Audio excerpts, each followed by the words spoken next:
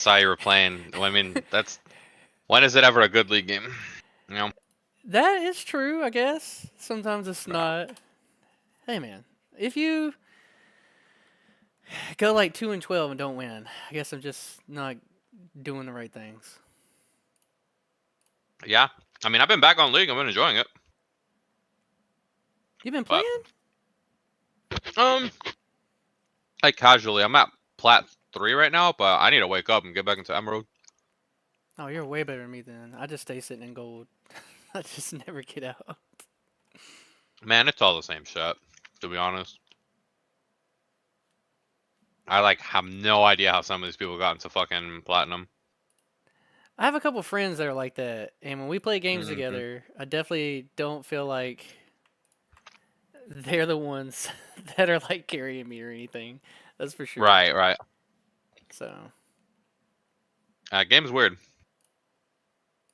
it's just so addicting. I'm just addicted to it. That's all it is. 100%. I hadn't played for like 2 years, but I saw you guys play, so that kind of, and then Riftbound came out, and then my team plays, so I'm like, fuck, it's inevitable. Yeah. Here, let me see. I think you should just let me share the screen, right? Hold on.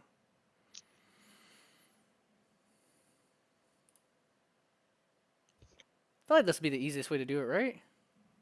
Yeah, and if I'm being recorded, I'll just be mindful of my language, I guess. I don't think it matters too much. I mean, I don't really watch my language when I do any. I don't ever No, make any that's of my videos like where it has to like be for PG kids. or whatever. Yeah, Yeah. It like that's messes with like who can see it. So, for that's true. sure. Yeah. You want to go through this together and like rearrange all these things and then talk about the new decks, or do you want to just go straight into random stuff and start doing it? I feel like it'd Uh, be easy just to knock out a lot of these things. yeah, I think man, these categories are interesting. Like, because I feel You want to like a change them? lot of these. Well, I think some of these decks wouldn't even make top 64 if I'm being honest. So it Then depends on how you good. want to categorize them. No, that's fine. No, yeah, yeah. If you don't think they're top 64 either, then I would agree. Outside looking in, because I do want this one to be like a little bit more just for competitive stuff. But Yeah. I did want to put. It's hard to be like inclusive with a lot of these decks, but then also be. I don't know. Yeah. Yeah, I think if you have to like do a tier system, right? Like I think tier 2 decks, because I think about tiers as in 1, 1.5, and 2. I think tier 2 is as far as you could get with top 64. If that makes sense. Like I think the meta right now would be like a tier 1, 1.5, and 2. And then everything else is just like unplayable in an 8-round format, especially Nats. Especially Nats. Yeah. I feel like what I would want to do is just like take what you're saying there, like keep these that, but then like the best decks, like it only be like three, where like or three or four, and those would be like the ones that would be like, yeah, these definitely win, and those are like the ones that like are gonna shape the meta for this tournament. Cause then like just trying to give like people advice for like this upcoming tournament, right? You'd be like, hey, these are the four best decks, those are the best decks, and then I guess what would be like the random things that we would think could potentially like sneak in because there's always some random stuff that shows up like in top 64s at these tournaments and every Mm. tournament like but more strict on like these top parts, right? Like top 16, top 32 would be like I guess the like majority of the decks will all be down here on the outside looking in, and then we think like I five think five five like put five five five and then like three decks and then that'd make it where all these just stay down here. so. I think there's like 8 viable decks, and I would say like 6 of them are actually BDIF. And that's how my brain works, right? Like to me, I like Well, to work six from is the fine. top I down. just said three, but yes, Yeah, I would just say three. But yeah, six works too because I usually do 10, but that's like way too much. It takes too much.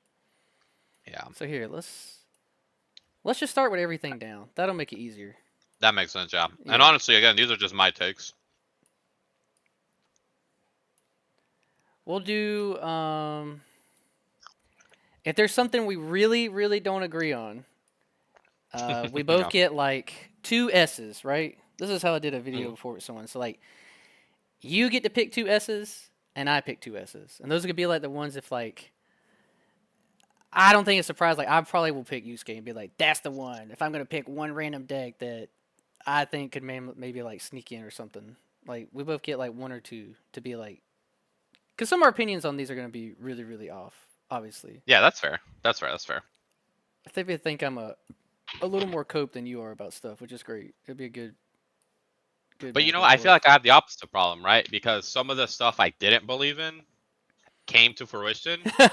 So it made me a little bit like Byakuya, right? Like I did not believe in Byakuya until Orlando. Uh, so stuff like that can happen.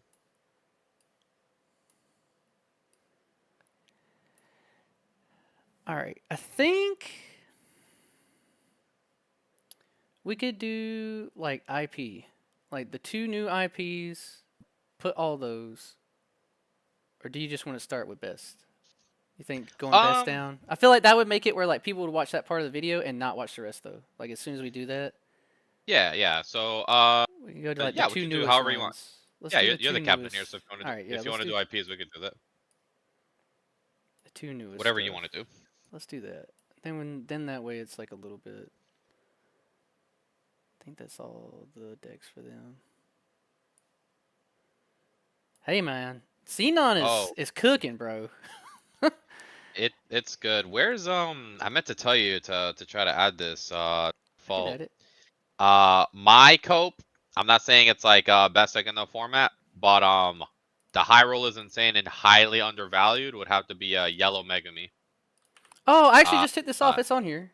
Hold on. okay, good, good, good. No, I think Oh, I used to I cope think with that all the time, bro. Like I always would say that. I mean that deck is so much better than people like give it credit for. Oh yeah, it's on here somewhere. Watch. There it is. Boom. Heck yeah. Like I would honestly say it's actually currently the best JJK deck. What? Yeah, I know, That's pretty but high. Yeah. yeah. I mean, like I was saying that a lot previously, but only because what's his name is like so good with the fucking deck. He's always on the Rumble Rumble stuff. I can't remember Yeah, his name. hyperactive gremlin. Yeah, Yeah. yeah, Gremlin. Yep. He, Yep. dude, he made Yeah. me believe in that deck a long time ago, for Yeah, sure. he's a prime example of like if you put in the hours on a deck, you can make almost anything happen. I feel like with a deck like that too, it helps with obscurities. But all right, I think It this is was good. good. So we'll go through and just go based off of IP. So I'll start recording here.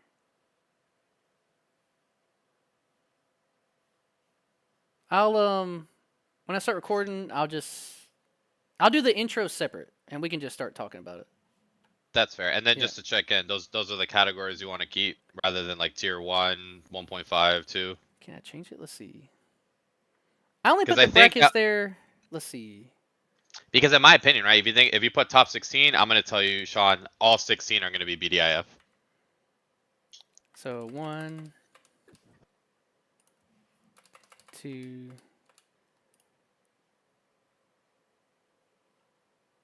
Rogue? Yeah, yeah, Rogue is fair. Yeah. That makes it a little bit easier, yeah. Yeah. So best X here, then 1 or 2, or we're just changing it to 1 altogether. No, yeah, I think BDIF would be above 1. Yeah. Yes. Okay. Because then it's like these are the ones definitely gonna win. Yeah.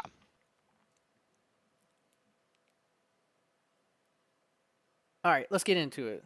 All right, so we'll start with the Ava decks, and no particular order, but we'll just start with the one I have here, which is the Red Ava Girls No Trigger deck. Yeah, I think the short name is Beast. Beast, I the think I Beast missed. deck. Yeah. Uh-huh. That's a good name. I like Yep. that a little bit better. I just been calling it No Trigger, but the Beast deck that makes sense. Both the Yeah. mechs. I like this deck a lot. I like all the Ava decks. I'll let you I go think that one's first. Give me your first take on this, and we'll swap. Like you go first, y- and then I'll give you my yeah. thoughts about it. Yeah, I think it's a high 2. A high High 2 or 2. low 1. Yeah, probably high 2 is more fair. No triggers really means all the triggers. Everything's a trigger. But this is a pretty fragile deck. When you say so, you think like you have to see the setup pieces, right? Like the two that you want on the back line, right? To get the value. Like if you don't have that, then this deck is pretty fragile. I would say that. Y- Yeah, 100% agree. Also, traditionally, I think this is how Japanese players see cards is cards without triggers are stronger in engine. So you would think a triggerless deck would have a really insane engine, but in order to balance it out, it does need some fragility. So I think you're Yes. right on it. Yeah. I think it's a good deck though. I definitely think tier two. Really good. Yeah. I'd expect it to with all the Ava decks, it'd probably be no surprise. At least one of them all kind of getting like a top in like the top 64. It'd be pretty diverse. I'm pretty happy with that too. I 100%. definitely think it's better than a lot of decks, but not the best Ava deck. So that's fine with me. I'll Yeah, take yeah. I would confidently say Beast would be top 64. I could definitely see one. Yeah.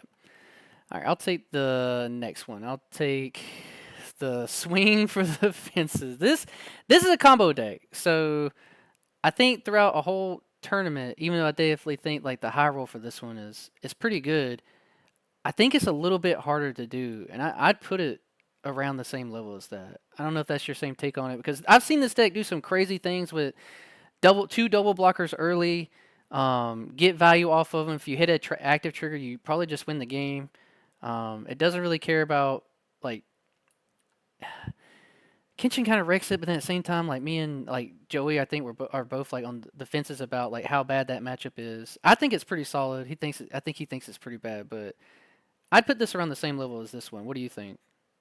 I actually play that deck a lot. And the first week of a release, I actually took it to Rumble Rumble and got first 5-0. And I had a really sweaty matchup spread. What I was your think that deck spread? is tier one. Let's see. What was the spread? I think it was there was a red Kenshin, a purple Sao. I think I had a green bleach. I think I had a spear and a Saito. Really? That is Yeah, pretty. That's pretty up there. Like that. That's very sweaty and competitive for yeah. sure. That's intense. Yeah, I think that the tall Shinji 7 cost deck, I think it's definitely tier one. Like it is a very good deck in my opinion. Like Wow. it's not, Okay. it's very consistent too. Hmm. But maybe it's the way I've played it. Because I've seen other people struggle with it, but I think that deck is very, very strong. So do you think that this is like pilot dependent then? Like, because this is going to Oh be yes. probably a 9 round tournament. So something like that where it's like more pilot dependent on the deck, and I do think it's more consistent than people think. I will say that as well. Yeah, almost every card has some form of filter or search, which I think is why the consistency is great. And then also you benefit from the sideline. Some people think, oh, all the triggerless rays are no good, but that's what you want, right? So even if you see a triggerless ray from sideline, you're still feeding into your game plan. But yeah, I think it's heavily pilot dependent because when I first started playing it, it felt kind of overwhelming. Like, wow, this is a deck that's actually not straightforward, needs a lot of critical thinking, but you feel really rewarded when you do the thing. That's true. Yeah, I agree with that too. It does have the closing power too, so I'll say tier one as well. I could see like I just don't give players the benefit, I guess, like through a big tournament, and I can see like having to play like 9 rounds of this, and I guess if I'm just going based off the deck, then and no bias like towards like who's piloting it. Like, I guess we would assume that these decks are people piloting them at the best of their capabilities because they're coming to a competitive tournament, right? So I guess in that sense, yeah, I could see this deck being really good. It's actually kind of Yeah, I crazy. Like turn three, if you get to bring out two of the double blockers, and then just get safe for the next turn where if you have all the rays in there, it's a really cool deck. well, and that's the thing too, right? So the way I play it is I love giving up that 4K as soon as possible, even though it has double block, just to dig through the deck quicker. And I think that's the difference with some players, right? They see double block and they think, oh, I gotta have this piece on there forever. But I think the opposite. I think the sooner you give it, the sooner you dig through the deck, the more plays and more options you have. Yeah. Definitely a good deck. All these Ava decks are good for sure. Yeah, I guess you put it in tier 100%. one. That's fine. I could see that too. If I take away the bites of like players just not playing it good, the ceiling on this deck is really really high. Yeah, Whereas it is. like the both these decks take a lot of piloting skills and technique, and the ceiling on the red one for the beast deck is definitely not as high as this deck when you get to just get all those swings in and be super safe, and you really can't play around that, right? Like a lot of those turns, you just win the game when you get to that point. I feel like. Yeah, triple attacker with protection from Yes, specials it's on pretty first good. swing. Mm-hmm.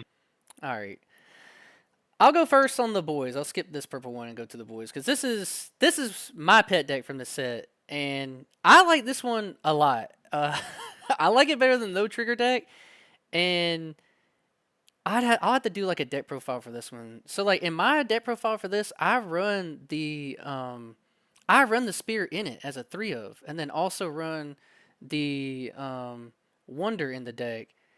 And it really is really really good. I don't think I lost with it when I was playing this like past 2 weekends with it so far, and um, I think it bricks a lot less than the other purple deck can at some points early in the game, and it can apply a lot of pressure. But it it's hard to put this one so much higher when like I guess I think I know where like the other one will go, but I would put it over the red deck. I don't know how you would feel about it, but like I'm pretty biased about this one only because of the hybrid way I've built the deck, which I definitely think is the best way to build this deck. When people build it, if they're playing it with just the guys and the mech 1/3 in it, and not trying to add some of the other good purple stuff, it's really not as strong as the other decks in the set. Yeah, and that's there's technically three purple decks, right? But that's where you Mhm. get into the weeds because you start taking other cards and do hybrids, right? It kind of starts Mhm. becoming something different. But yeah, I think you're spot on. I think it might be a little bit stronger than Beast, but yeah, I think you're basically spot on. All right. Just because having access to those spear cards, right, is pretty They're strong. good. It's so good. It really is just like a lower to the ground, not kill you as much. But the payoff is there. It's like very surprising the payoff getting the impact 2 damage 2 on the board, and it can get through it pretty quick too just with the cycle in the deck. I actually really like it a lot. It's outside of the girl purple deck, it's my favorite Ava deck. All right, I'll let you take the Yeah. first one on spear. I mean, I think it's just number one, right? I think it's no secret. It's best deck in the format, definitively. I think so too, and I like.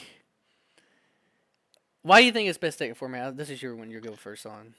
Yeah, I mean, I don't think it's like tier zero, right? I just Oh. think that the deck has the potential to get online early, right? Like turn three.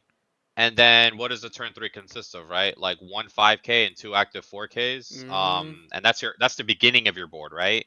Your end game board just has a lot of like impacts across the board with Papa Misato. Plus, it has 8 removals, 4 spears, 4 wonders. It's just getting online is just a really tough wall to overcome for your opponent sometimes. But it's a ramp deck, right? So you might not see it, or you might brick or whatever. But that's the payoff.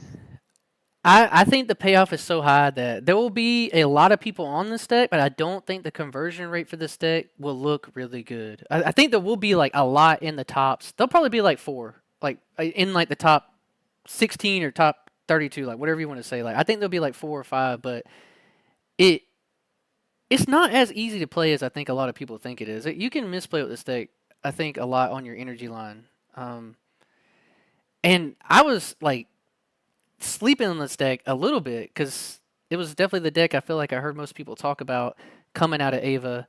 And then I was just like, well, it's still a build 'em up deck, and it does not feel like a build 'em up deck at all. Because of like one card in particular, the reduced cost 5 drop Shinji, right? Yes. That card is crazy. It's really kind of wild. Like that card is insane. Yeah, I think it's a really well designed card, really well worded because it gets all the benefits outside of the field and all the Mm-hmm. benefits on the field. Yeah, that card's Uh good. so when this deck came out, actually thinking about you because I'm like, oh, it's a 7 cost. It's basically like the modern Karapika in my opinion, right? Like you get to your Mm-hmm. 7 energy, you're very stable, and it's hard to lose the game from that point. But getting there, yeah, there could be a lot of misplays, right? Especially with all your free actions, and I think I think there's a big difference between a decent Sphere player and someone who's didn't get as many reps in. Oh yeah. What do you think is keeping this deck from being like tier 0? Well, like if people are like, "Well, this deck is that powerful, like why is it not tier 0?" Because there's cards in the meta that can deny Wonder. So if you can deny their Wonder from being sidelined, the deck loses a lot of power, right? So if you can bounce the Wonder, push it back or remove it, they lose a blocker and then they lose, potentially an attacker, and they lose that consistency of searching top 5, adding 2 free pieces, including specials, more spears, etc. So if we were in a meta that didn't have Wonder Denial, the deck would probably be unbeatable. Oh yeah, it'd be really, really, really crazy. I Mm. don't know if this will share to. Are you seeing this card? Uh, no, I'm only seeing the list currently. The list currently. All right, I was Yeah, trying to bring up the Shinji, but if I just do it through, I do want people to see. I do want to touch on this card. Let's see. yeah, It'd be an easy search because this card is crazy, man. I think it is what yeah. makes Do you talk about the the five deck so cost? good. Yes, Yeah, I think it is absolutely insane, and I don't know how. Like, like it's a really good card. It should be easy. Yeah, here we go. This guy right here. For anyone that doesn't like know the card, this is it, and this is the wording that he was talking about here. Reducing the cost required by this card by 2 while in your hand or sideline, which is insane. So it's just like a 3 drop, 4K, nullify impact, and double energy generator. It does everything. well, it's a raid target and it's Yeah, also like and that too. target for the Yes, Mari, yes, it's so good. for the 6 cost Mari. Up. Yeah, it's so good. All right, but definitely one of the best decks. Not tier 0. Really, really, really strong deck. I think everyone will be expecting this deck and a couple other decks as well. But to keep it going on, because we talk about that one forever. The purple girls, purple hybrid deck. I think this is my turn to go first. I like this deck a lot. This deck is really consistent and really, really good. I think um, it doesn't have as much closing power as I think any of these other decks that we've talked about with mechs. I feel like all of these decks on the list so far all have like this really powerful late game thing that like just says they finally get to it and like win the game, and this one's a little bit harder to get to it with having to be very specific on how you get the double attacker um, for the Oscar mech, and but it can also like close out games, but I think it's a little bit more consistent than the 1-3 deck or the beast deck. What do you think about this one? Yeah, I mean they hit the Mari, which I was surprised with. Yes, The one it's cost crazy. searcher, which is an insane hit to their consistency, not only from a search perspective, but from a raid target perspective. Um, Because you only got 8 now, right? Or is it 10 or 12? yeah, no, I think it's 8, Yeah, and 8. unfortunately, like, I think half of them are double energy generators, which is really Yes. not ideal for raiding in a lower to the ground deck. Um, because it's lower to the ground and its win con is early to mid game, I hate to admit that it's better than the Shinji red deck, but Yeah. I think right we have to be realistic with consistency and safety.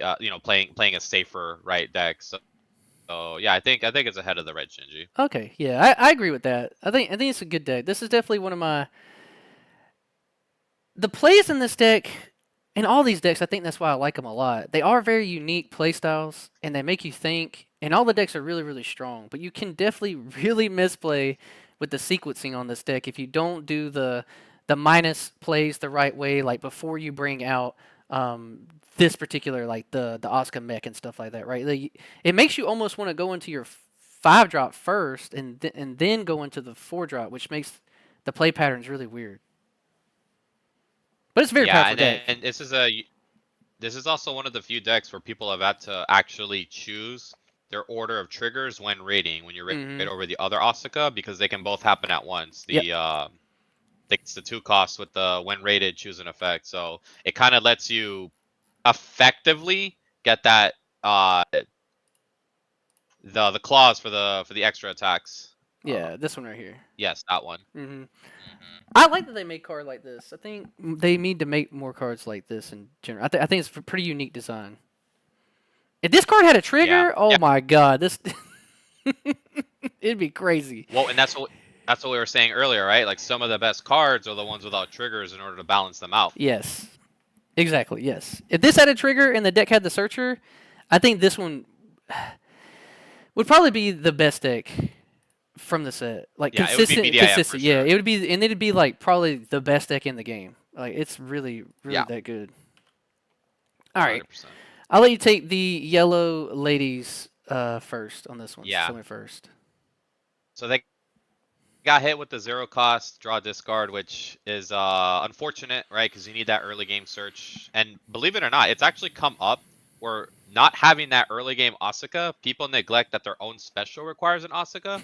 So people have been caught with their pants down, right? Missing that like target to use their special with. We had But that happen even with twice the this past hit, weekend. yeah, see, it comes up, right? Yeah. But I think even with the hits, I would still put it BDIF. I think it is a strong deck still. Very consistent, very safe, very straightforward game plan. Still requires some thinking, right? Pilot dependent, but I think it's just solid. It's a very solid deck. I I hate that I have to agree with you on this one because I do think that this deck is the most boring deck from the set. It's just like they found a way to Yeah. take like the Renji Rush playstyle that Purple Bleach was really known for and like make it really consistent. And you do have to think about it a little bit, but it's it's just really good Union Arena. Like everything the deck does is just like what you want your cards to do in Union Arena. You don't have to scale very hard, and it just wins, and it's so consistent. I'm not putting it on like I agree with you. I think it is one of the best decks in the format, even with the hit. But it doesn't mean I think it's like the most powerful deck. I think it just gets up here alone because it is so consistent, and just like it just does so much. It really is such a good deck, but I just find it so boring, and it sucks too. Cause like I love the art. Like my deck is altered out like crazy, and it's the one I'm probably gonna play the least. Yeah, no deck is perfect. I think out of all the BDIF decks that'll probably go up there, this one has notable issues. One, I think it is a life dependent deck. Oh, So it is big if time. your life, yeah, if your life isn't helping you with the color triggers, the actives, it's gonna be hard to make a comeback. And then you need the Misato to set up the free raidless plays. So you need both, right? You need the Misato and the 4 cost and the life to get maximum benefit from what the deck can do. It's asking for a lot. If you weren't so strong on it with being best deck, I had the initial thoughts of being like tier one, but I think it's just gonna be so consistent throughout a tournament that it's just gonna be like one of the more topping decks, I believe. It really is good, Yeah, but it's like you said, solid. you do need to see that piece. Like it's just like the other decks where you got to see the pieces in the red beast deck. You have to see the setup for this yellow deck too. But once you get going, a lot of times like I don't know how you feel about it. I guess like to give people like advice, you swing into their life expecting to like get the body out every time. And if you're not playing around that, then that's how you lose against this deck really, really hard. Is like not being prepared. Like I say, like double special in this deck when you're playing against it. Like I wouldn't play any specials until it's like a double special turn. So that way you know like you're keeping pace in the game because it's just playing out those free bodies from life is wild. Yeah, and then targets matter too, right? Like it's Yes. so crucial. If the Mari cannot survive a turn cycle, otherwise you're gonna be dealing No. with a lot of damage. She's gotta go, bro. She's gotta go. Yeah, yeah, she's a problem. She's a problem. Let's bring that one up because I think that outside of the setup piece, that is like the most clear. It's the 4 drop, right? Yeah, 4 drop, there she is. There it is. This card is crazy, Yeah. insane. Yeah, having another swinger, and then if it survives, you swing with the Mari, you restand and get a draw. It's very strong. This card is so good. I love it too because she's my Yeah, favorite girl. So like I don't mind that this card is so powerful. But yes, that card is crazy. that's All right. good. Yeah. That's all the Ava decks, and I don't think anyone would be like surprised about this. I think most people think that Ava decks are super strong and maybe like I don't feel the same way about these decks as I did when Kenshin came out, where I'm like, oh well, everything has to change around Kenshin, and like to me, I think it kind of ruined the game a little bit in a competitive sense, where like those decks did just have a leg up on everything, and I think that these decks coming in make the field more even as opposed to like turning the top level of the decks to like even more uh chokehold into like a very few decks. Where I think that these decks coming in are so powerful and so different that like it'll be a more diverse game because of it. Yeah, 100%. All right, let's go to the SAO decks. I'm gonna take the first one here. We can pick through on these. I'm gonna take the first one though because I do believe in the Switch deck. I don't think it'll be consistent enough throughout like the tournament, but I like this deck a lot, and not enough to make like my S tier, like me saying like I override like what you say or something. So I definitely take your input on this one, but close to it. Like this is one of the pet ones where I'm like, man, I think this deck is really really strong. But even with the new cards getting added to it, which is the new Asuna and the Kirito, they're still missing like a double, another double like energy or a one drop bounce or a fake zero drop to make this deck like super consistent where it can always see those. Where I think at least now it has um, all the characters. Like if you wanted to, you can just run like 30 cards that are all Kirito Asuna names, only like the two that are like the double energy generators. But it's still like Hyrule City turn 3, play out two of the double attackers. Then you're definitely gonna beat like anything. But it's still so inconsistent. And I play this deck a lot and I test with it a lot, and I'm a big believer in it. But I'd still put like Rogue. If like one randomly sneaks in to top like 64, I'd be like, okay, yeah, that's cool. But I don't think it's consistent enough to like be in tier 1 or 2, and just has to see everything go its way to like see a best in deck like matchup that it really really loves. And I feel like for a Rogue deck, I'd have to like if it like sneaks into tier 2 for me, it'd be like, oh, it's got like very iconic like insta wins against like a best deck to like make it, I guess, go into like a tier 2. But what do you think about this? I'd put it Rogue. Yeah. Yeah, I think you're right on the money. I think, Volume 1 when it came out, obviously it was a problem. If it got to Hyrule, but there's just so much mitigation in the meta right now that Hmm. decks even naturally have more than your standard active triggers, so it's just hard for Kirito to get in there. I think that's exactly where it needs to be. If anyone wants to play a deck like this, just play the Purple Girls deck.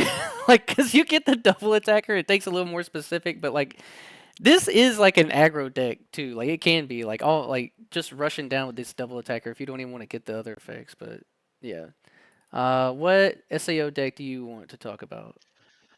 I definitely underestimated progressive. Oh Uh yeah, I, yes I've sir. played against I've played against some progressive players. I think it is a tier 1 deck. I do also think it's above Red Shinji.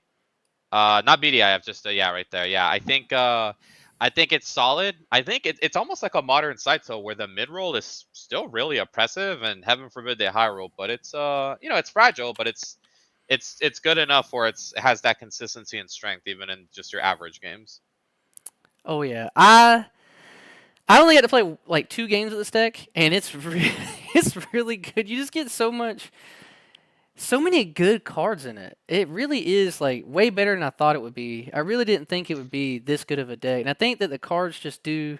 You got a 4K with Impactor. You got good searching cards. You got win play triggers that are really impactful, and it is super consistent. What are you talking about? What cards do you think that like make it fragile that you were talking about? I guess which should be something Well, we look well, up. the Asuna, the when played impact Asuna that becomes a 5K is incredible, right? But you have to sequence it in a way where something else attacks first. So if something else hits a special, you pop the Asuna. Now you've denied them 2 swings. You've denied them the Asuna swing and the restand swing. So that's what I mean by fragile. If the Asuna goes, that's tough. That's tough for the deck. Yes, big time.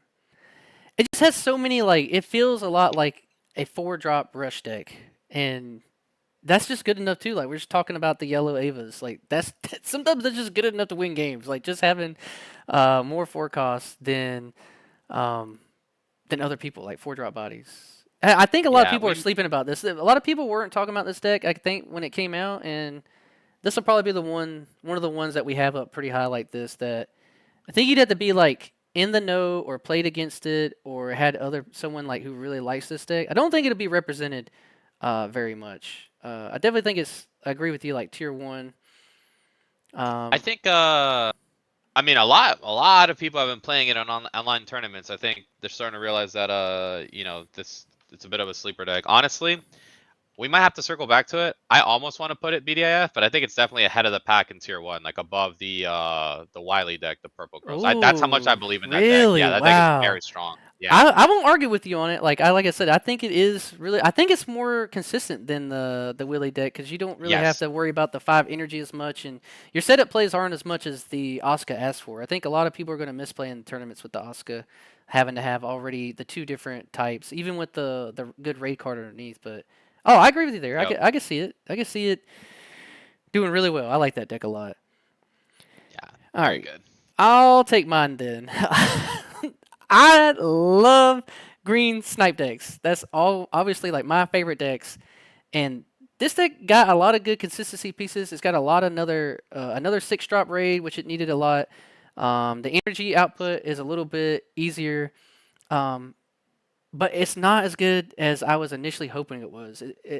The build requires, I think, a lot of people to like take out a 7 drop in it, which is what I had to do to make mine more consistent, and then it kind of takes away a lot of the like push potential. Where like I think a lot of these other decks close the game out a lot more, and I think this is like a win more deck. Like if you're ahead and your opponent plays bad on like turn 2, and they do put out like 2 raids turn 3 and only get 2 checks out of it, and you're able to go like double Xenon Kirito, like you can't just win games off of that, and it can be very very oppressive, but it's still like missing something. Like I do really love this deck, and it's definitely gonna be like my favorite. Like I still like Yusuke over this as much as like that sounds probably crazy, but I know I did. This is definitely a better deck than Yusuke, but it is really strong, and I think it is like the premier snipe deck, but I think that people knowing this is like the new best premier snipe deck will make them be able to like get enough practice and play around it enough.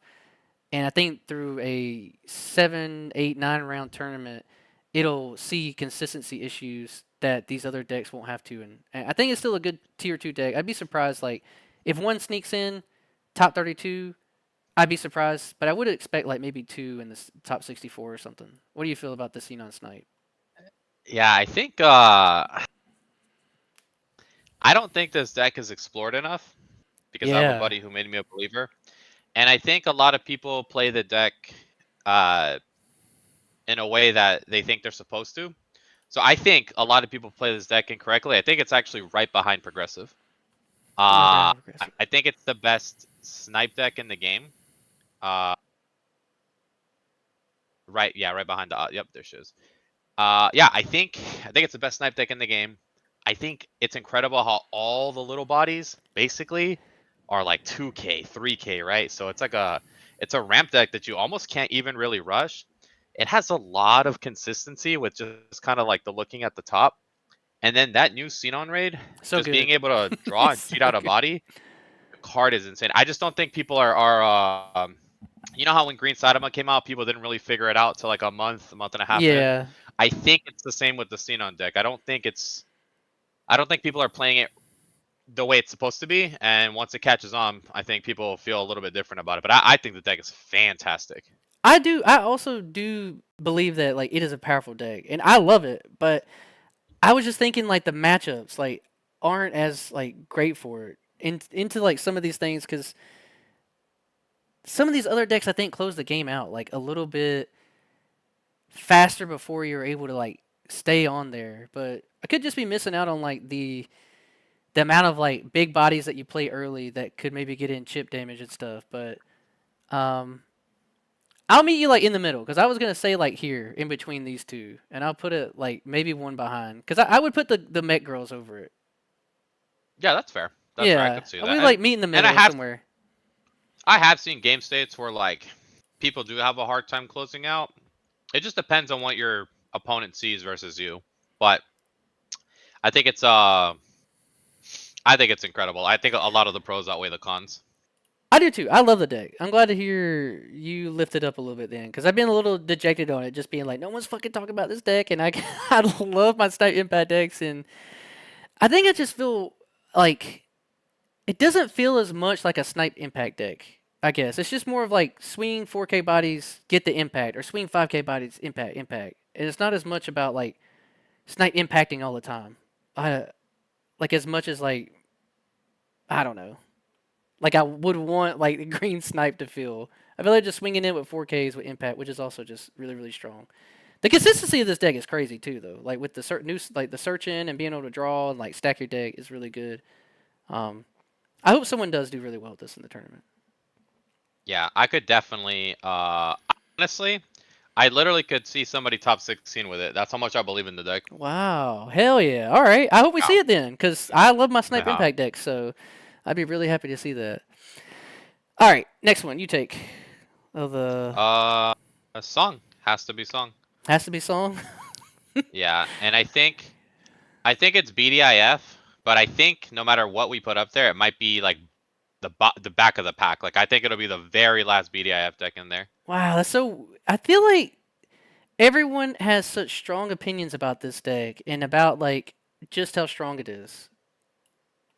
Like I Yeah, think a lot of Matt people are Matt saying it's like the best deck in the game because the high roll of this deck is insane. The high roll is I think unbeatable. Like you just win games, but I've seen it not do anything in other games too. So Yeah, I think the problem with this deck is I've seen it. It's this is probably the most pilot dependent deck in the game. This is probably the most technical uh deck in Union Arena, and I think if somebody pilots it at the maximum capacity, obviously they need to see their pieces.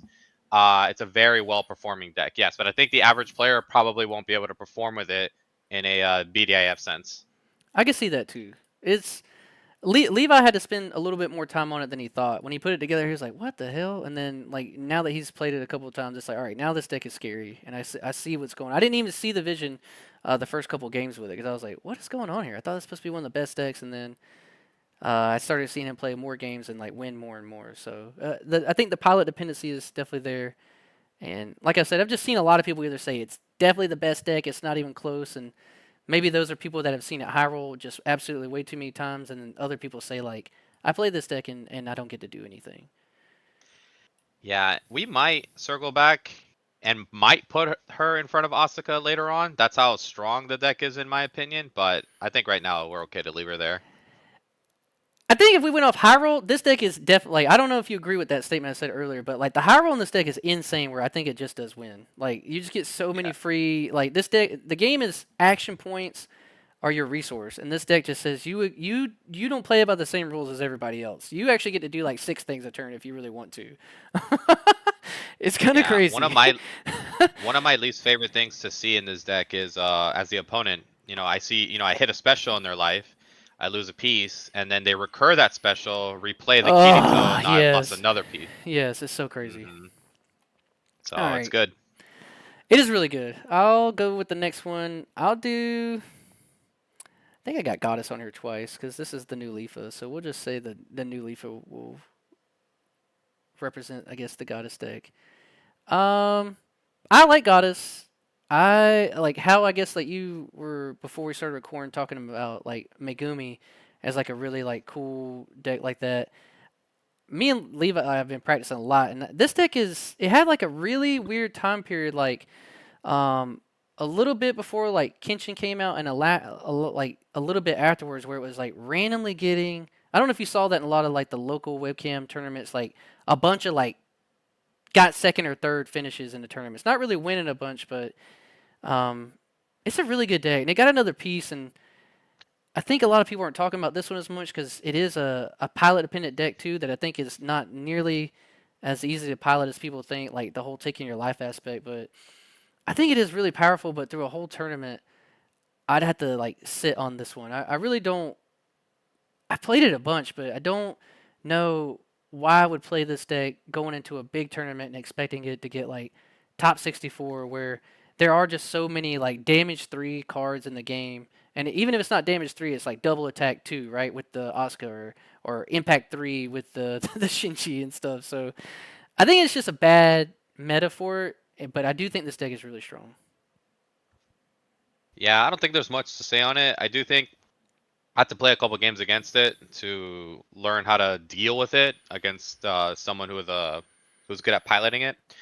But best pilot in the world, I still think it's just Rogue above Kirito. It's just if you're gonna play a pilot dependent deck. Why not just play Song? Yes, I agree.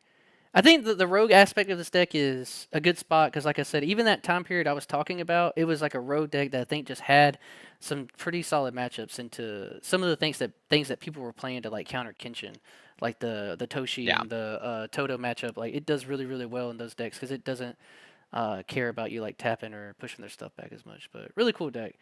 Um, no, what do you think about Knights? I'll let you take this. And I don't know how much experience you have with Knights at yeah, all. yeah. I think it's like literally just the same tier. It's like some of the pieces are barely interchangeable. In fact, I actually think the Leafa sub is better than Integrity Knights. Oh yeah, yeah, I agree. Goddess I Yeah, think is better than yeah. the Int Knights for sure.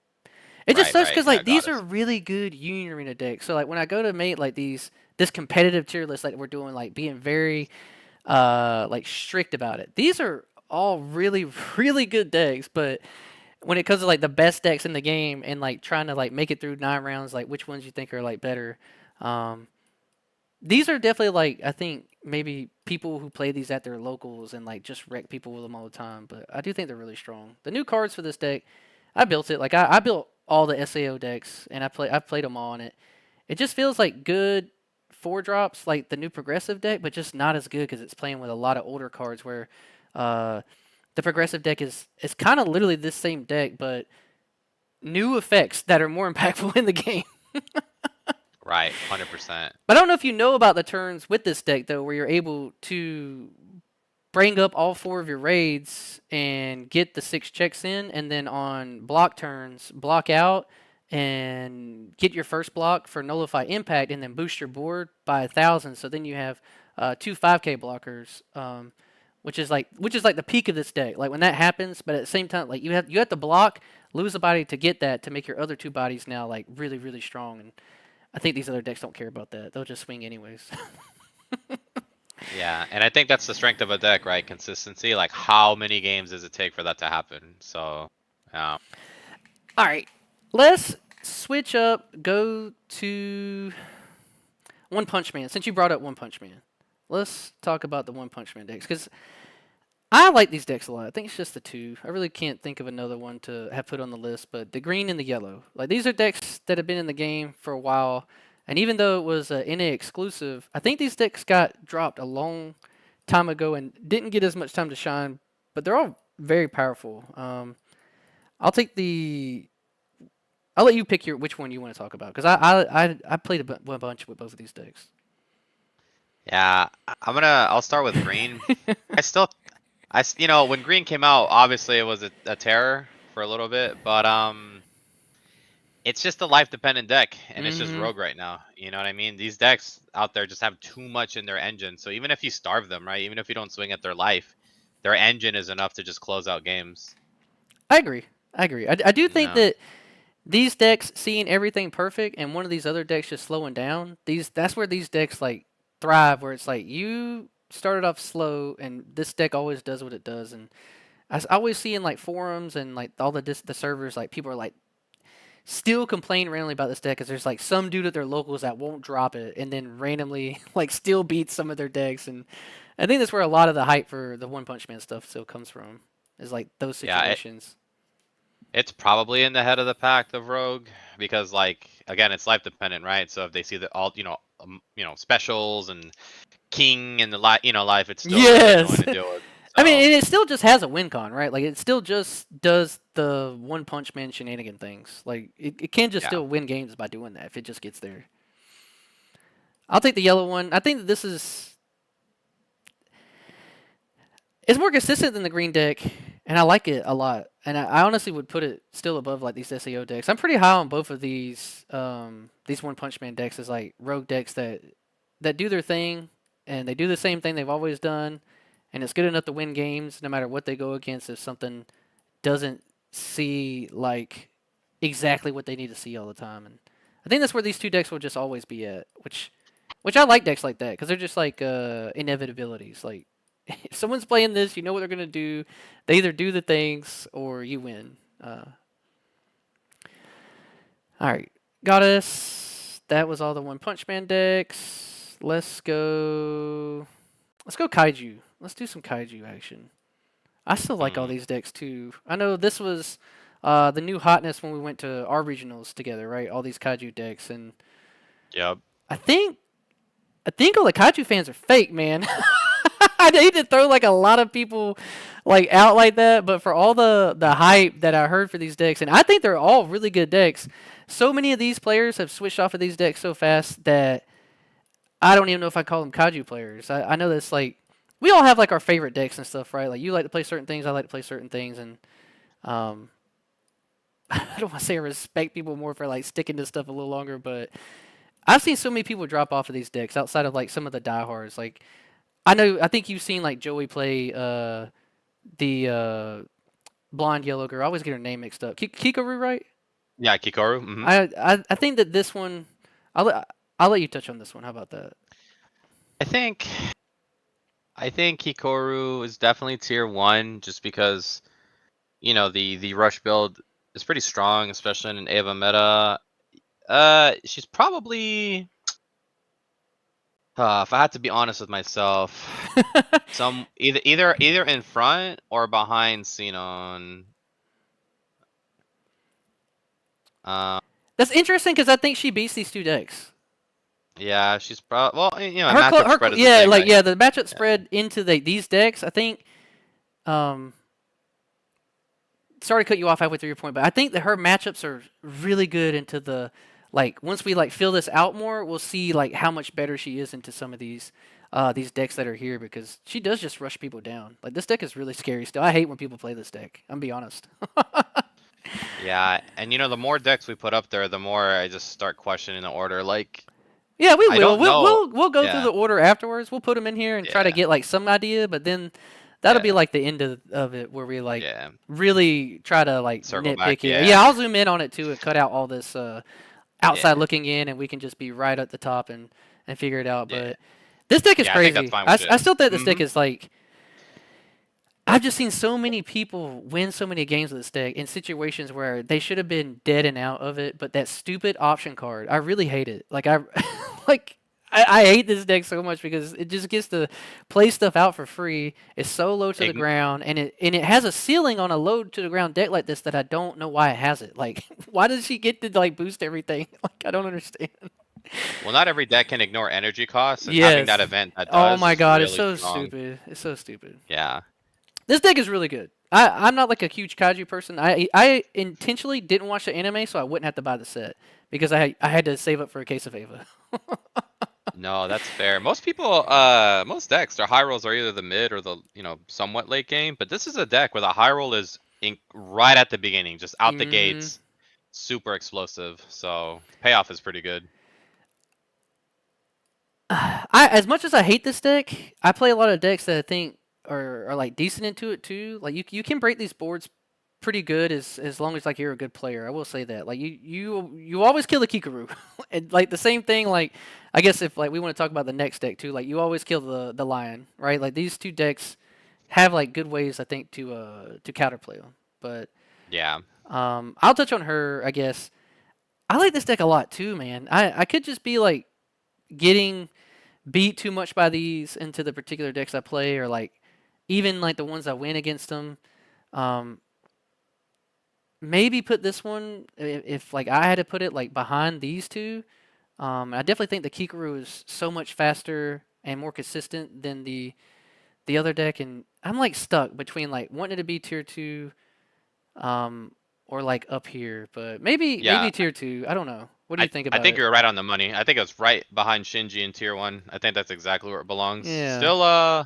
Still pretty good. It kind of is one of the few decks that just kind of loses to active triggers, because it feels bad Yes. if you Mina raid, freeze, and then the active trigger and just get the card back. I just think this deck is really easy to punish as opposed to Yes. like this Yeah. deck. Like you can break this board and they have to find the tiger, which I always blank on his name, Bako, right, or something like that. Paco. Yep. Yeah, Bako.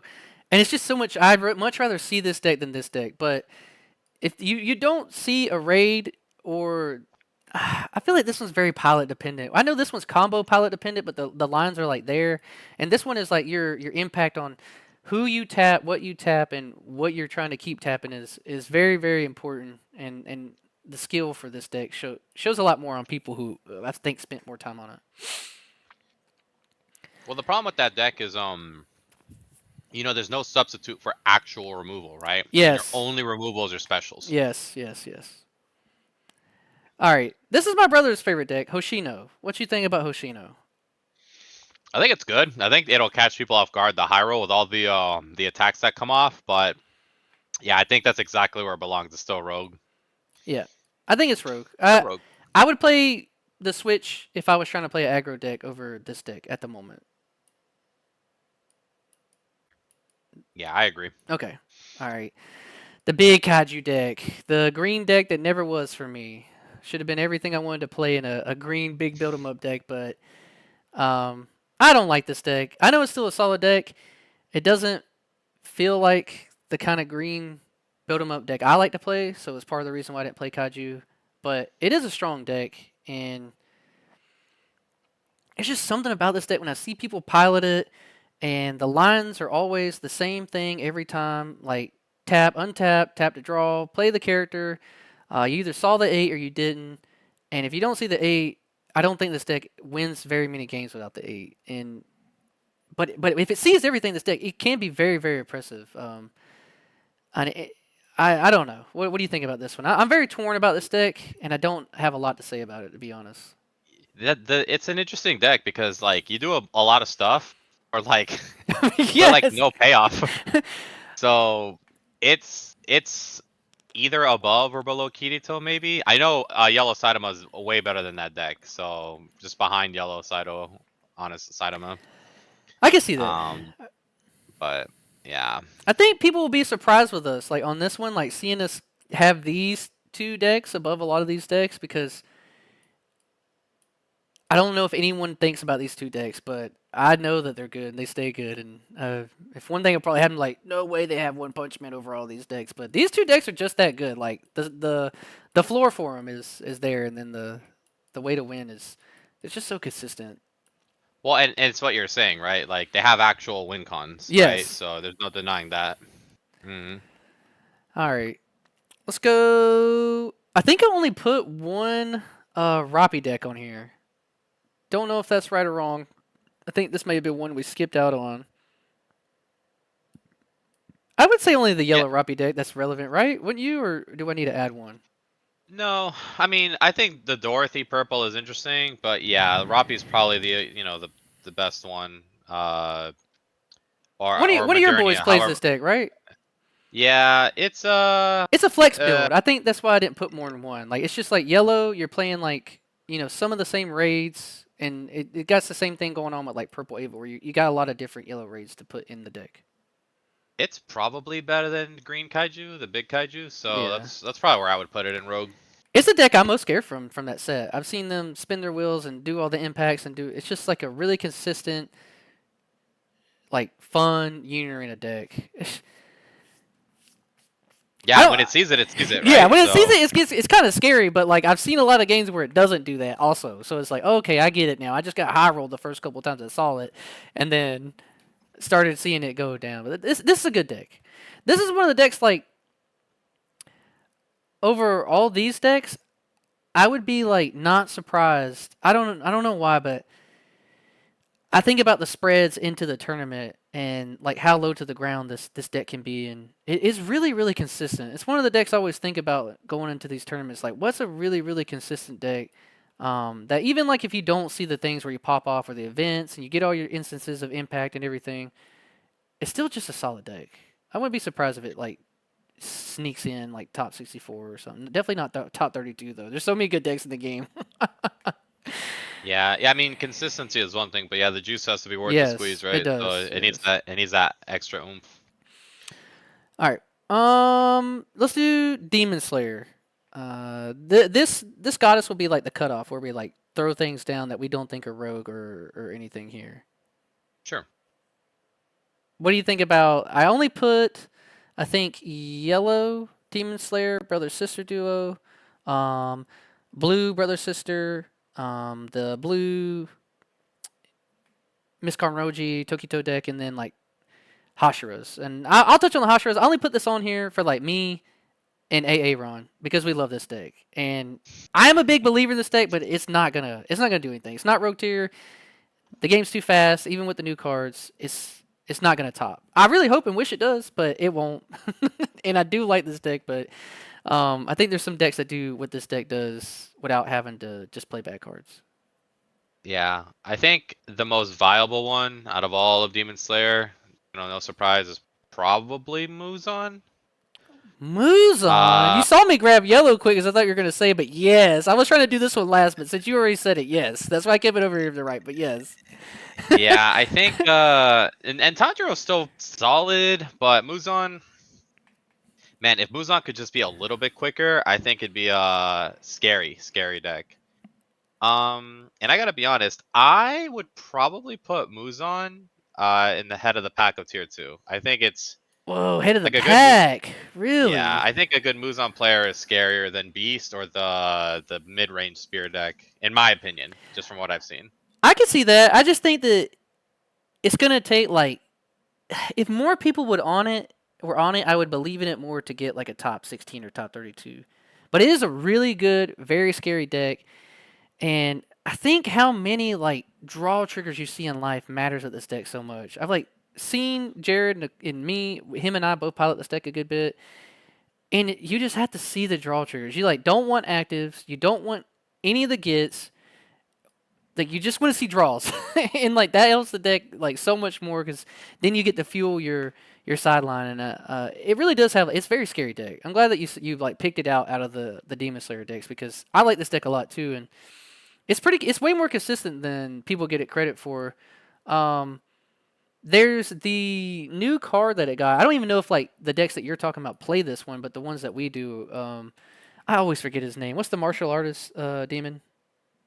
Uh, wait, I don't watch Demon Slayer. Asking the wrong guy. Oh my god. Uh, Anyways, like yeah. there's a new drop that they got in it, and it's like it's a really good card. It's worth I guess taking the time to I go just to know it. for Muzan, they got their binder card, the Akaza, That's who I was talking the about was new one. Akaza. Yeah, So this guy right yeah, here. that card is Yeah, insane. so this is what I was bringing up. This is who I was trying to bring you up. This card is crazy. This is what makes Muzan viable right here. This card alone. It's just so good. And you can run four Yeah, of it this in the deck because you don't care because like I said it's a draw trigger and they can't kill it. Like if it says if this character leaves the field or has its BP reduced due to one of your opponent's abilities, you may move it to the energy line instead. That is so good, and I think it matches up big time into some of the Ava decks, which is why I was trying to hold it on the end. I thought I was being spicy with this one, but you called it out first. This card is good. It's really really good. yeah, I get, and this is what I think is problem with just the format right now is Red Kenshin, and we'll get to it later, just turns off a lot of decks, and Yep. Muzan is one of them. Your stuff doesn't go So to the sideline. I think that being there alone, it really makes it hard. I think Muzan is one of the few decks that could have shined if Kenshin was around, but we get all the Kenshin decks, right? So it's not a big deal. Let's touch on yeah, the blue decks pretty quick. I don't think either of these um, I agree. will Yeah, do anything. If I had a little more hope for one, it would definitely be this particular deck, the Miscon Roji Tokito.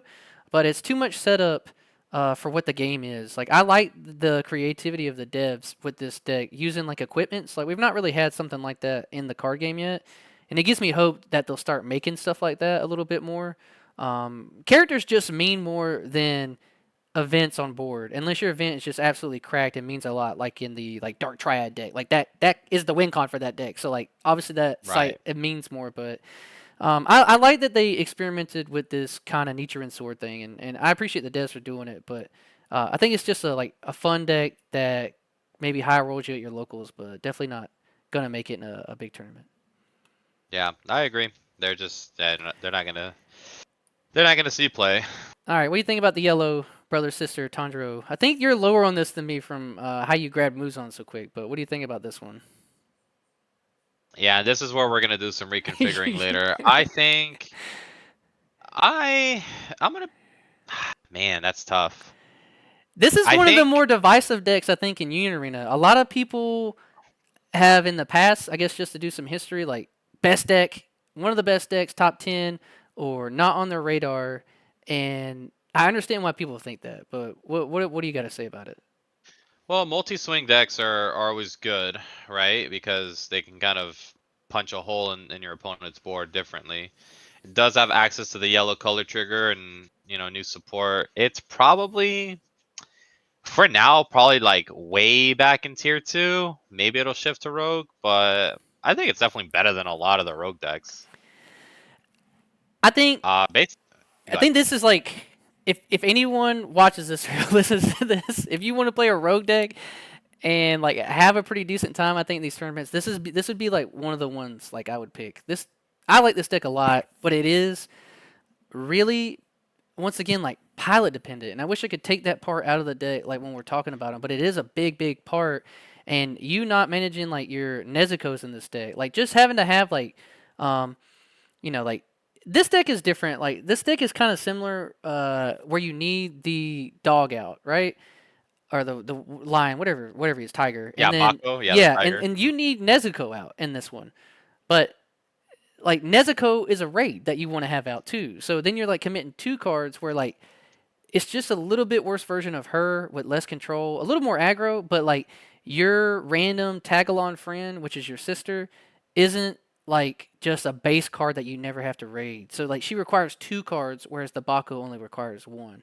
And that's like my like in-depth thing about it. And I really don't have too much to say, but I do love this deck. I think it is a very good Unarena deck, and I think it is one that definitely deserves more people to be playing it because I think it's pilot dependent. It's really strong, but we'll I see. think I, I think I know how to fix this list because it's bothering me. I think you're probably right. I think Tanjiro is probably going to be first in Rogue for a while while we get through the list. So it's probably going to be above Green One Punch Man, in my opinion. And then if I have to be honest with myself, if the player is good enough, right? I think I'm more scared of a Green One Punch Man than anything in tier 2.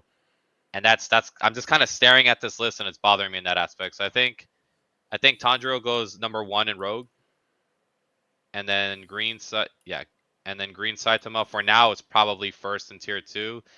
Just because of the life dependency and piloting, Green Punch Man I think is just probably has more output than the other 3 decks in tier 2. Oh yeah, it has almost more output than anything in the game. I'm cooking with you here. I agree Yeah, with this. That's yeah, fine with me. I can see that. That'll make it a little bit easier too to like think about these decks because I love Green One Punch Man. And I don't know why more people don't play it because it is yeah. still just stupid and scary like when it pops off or does its thing. But I do think Green Saitama is probably ahead of Muzan. Like Oh, like like ahead you yeah, want yeah. me like here? Yeah, exactly. Yeah. I Oh, think I okay. think that looks more right to my like visually. I just had to just sit on it for a bit, in my opinion. So you would say like this could get a top 64, Yes, top 32 even because top I 32 mean even.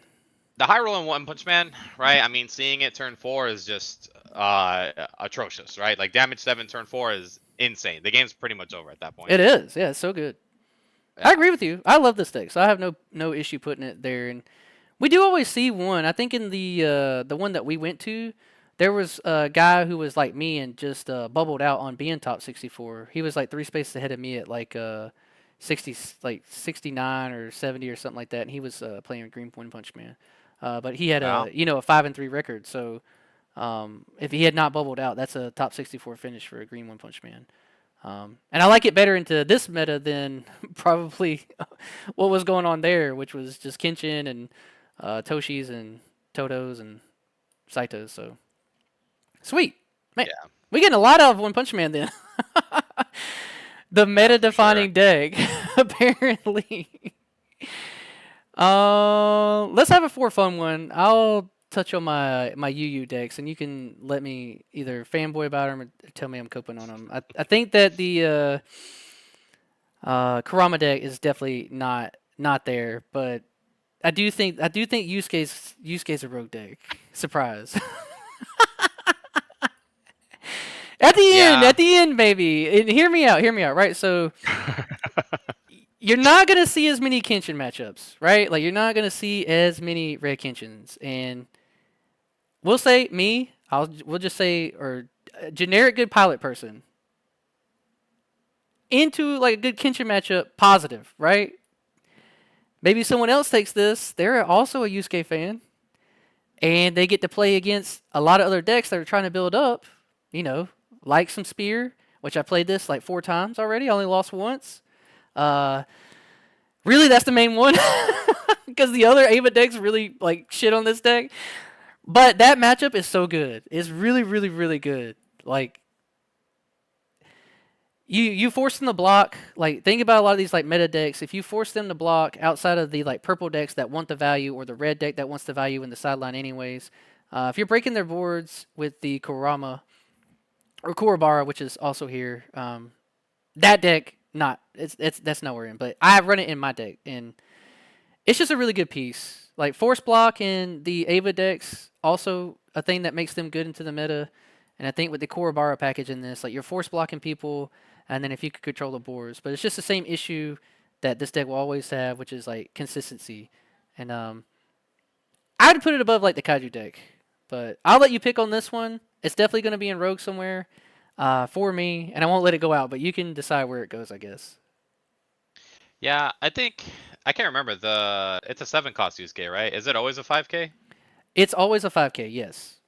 Yeah. So I always tell folks a 5K is a 5K, It right? is. And sometimes that's just enough to mitigate damage. I think it is above Kaiju. Um, but I think the Goddess deck is probably above Yusuke. Yeah, is I how agree I with would that. kind of Yes, visualize that whole road. it's pretty aggro. Yeah. Yeah. So not garbage, right? A 5K is a 5K, and 5K. I've seen people put in work. I just I know you're not a I've never believer, been a so that's why I believer. let you. Yeah. Yes. Hey man, snipe, impact, tap a body down. That's pretty good. Honestly, and so the thing is, like, you played with this deck, right? And you were able to get like basically top 70, right, in a Kenshin meta. So like, you did your thing. Had my tiebreakers gone different, top 64. Yeah, But yeah. There it is. I could have been anywhere between 48 and 71, and I was 70. Yep, yep. I believe in it. If I was going to regionals, I would still take this, and I think I would have a better time, just to, I guess, explain where I'm coming from, than I would have into the Kenshin meta. Because I only won against your buddy who was playing Saito because I got 2 color triggers, and then I only Yep. won against a green Toshi because um, they hit a special and 7 cost raid, and I actually had the 7 energy on board to raid it. It was like one of the first times I've ever been able to raid the 7 drop on like my opponent's turn, which is insane kind of value to then have to like. If anyone runs a set like raids a 5K body out of life and you've already swung and you can't play specials, it's pretty good. Yeah. I mean, when you see it, you see it. One Yeah. of my teammates says it's better to be lucky than good. So, Yes. and there's a lot of luck in UA, so that's tough for them. All right. Let's touch on the Kenshin decks. I feel like I've been avoiding them a lot this whole time just to make it a little bit more interesting. I think these are only 3 I have on here, 4 I have on here. Um, I don't know if you've seen, but I've only added this one on here recently because there have been a couple people doing some pretty spicy stuff on a lot of the local tournaments with the Makoto Shishio like mill raid for free deck. I'll let you take this. I talked a lot about the last thing. How do you feel about this deck? Yeah, I think that deck is insanely underrated. I think Ooh, it's that deck is true. It's true. very, very strong. I think, man, and this is where we're gonna start moving stuff. I think, and we're gonna have to start moving stuff around. I can't say Saitama is worse than Mina. I think the order would be Saitama, then the deck you're holding, then Mina. So, so yeah, we're probably gonna have to move some stuff around. Like I think Saitama Green is better than Yellow Mina in my opinion. Again, it's just that high roll, man. That high roll is so ridiculous. And then the purple one would probably be in front of Muzan. And then Mina herself would probably be between Soshiro and Muzan. I can see that. I can see Uh, that. yeah. Or I can't remember his name is, but the kid. Yeah, I mean that deck, the deck you were just trying to highlight, the purple non-Saito Kenshin deck with Shishio the mummy stuff. I Mm-hmm. mean, you He's just you so just go good. so, yeah, you just go horizontal, right? It's like Yes. 4K raid. Let's put it on top. Raid 4K. And you just across the board. It's ridiculous. The high roll in this deck is insane. It is really, really wild. I just think that this deck got slept on from all the like the 2 main Kenshin decks, but every Kenshin deck is just really good. And the base of these decks, I think, Once like more diverse stuff comes in, right? I think this deck will do better into other things, but it really got pushed out like by the Kenshin by like not putting stuff in your trash and just moving it back. It, like hurt this deck a lot, and now it doesn't have to worry about it as much. But Levi's been on this deck since day one, and I've respected it the whole time, and just like wondering when people are going to start playing other Kenshin decks. But yeah, this deck is good. Definitely Well, tier two. I also believe it's the only deck in the game that you can target a 4K from your sideline with a purple color trigger. Oh yeah, yeah, it's so good. No, Yeah. Toguro can do it, right? Or no? Oh, that's true. Yeah, Toguro can do Yeah, it. Toguro can do it, but that one can't attack, right? Could Yeah, be unless you wrong. meet a condition where Yeah, the thing is, Shishio can attack whenever. yeah, Shishio can always attack. I don't have to look it up. I'm pretty sure we're right But about to it. We'll but see. Toguro, you have to have something popped on the field that turn. But Yeah, yeah, I think Saitama, and this is my misspeaking, is still ahead of the pack tier 2. I can't say it's tier 1, but it is ahead of Shisho. yeah. Yep. I think it's There we just like go. that. That Yeah. that looks better to me. I'm glad you specified. I was like, I don't know Mhm. about this guy being in tier one. No way. Yeah. There we go. All right. I'll take Kenshin just to make it easy. It's still one of the best decks in the game. I really don't think we have to spend a lot of time on this. I think Yep, right there. matchup spreads are still really good. I think if I had to pick the ceiling, like high roll is it's crazy how big the high roll is for like songs where it makes me think about like the songs even being on that same level of high roll, but the high roll for songs is really strong and the high roll for Kenshin I think is just unbeatable though. Like Yeah, turn three 100%. double pushbacker or double attackers or a pushback double attacker like you just lose the game. I still think it is the best, but I do think that like songs kind of is like right behind it on that like the you just win the game. Like it's like the kitchen high roll is insane. And it shouldn't be a thing, but and even outside of the high roll, it's I think it's still just one of the most consistent decks. It has really good effects. It messes with energy, which a lot of decks don't get to do. Um, I still think that the double attack Kenshin should have been a 5 drop. I don't know how you feel about that, but I think that's the issue with this deck. If one of them had been a 5 drop, I think this deck would still be one of the best decks, but not like this consistency king of just where it's been at. I don't have anything else to say. You can say what you want Yeah, about it. yeah. I mean, so the thing is, the problem with Red Kenshin is it does it has every tool it needs to win a matchup in UA. It has energy disruption with the pushback.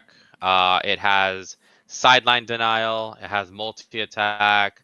It has incredible life, right? Hitting a Mm-hmm. special red color trigger at the right time, and then the starter deck Kenshin is just insanely oppressive. The high roll on that deck is unbeatable. I think I had a local final round. It was a mirror. Turn 4, I had 4 double attack Kenshins Yeah, swinging at my that's opponent. so stupid.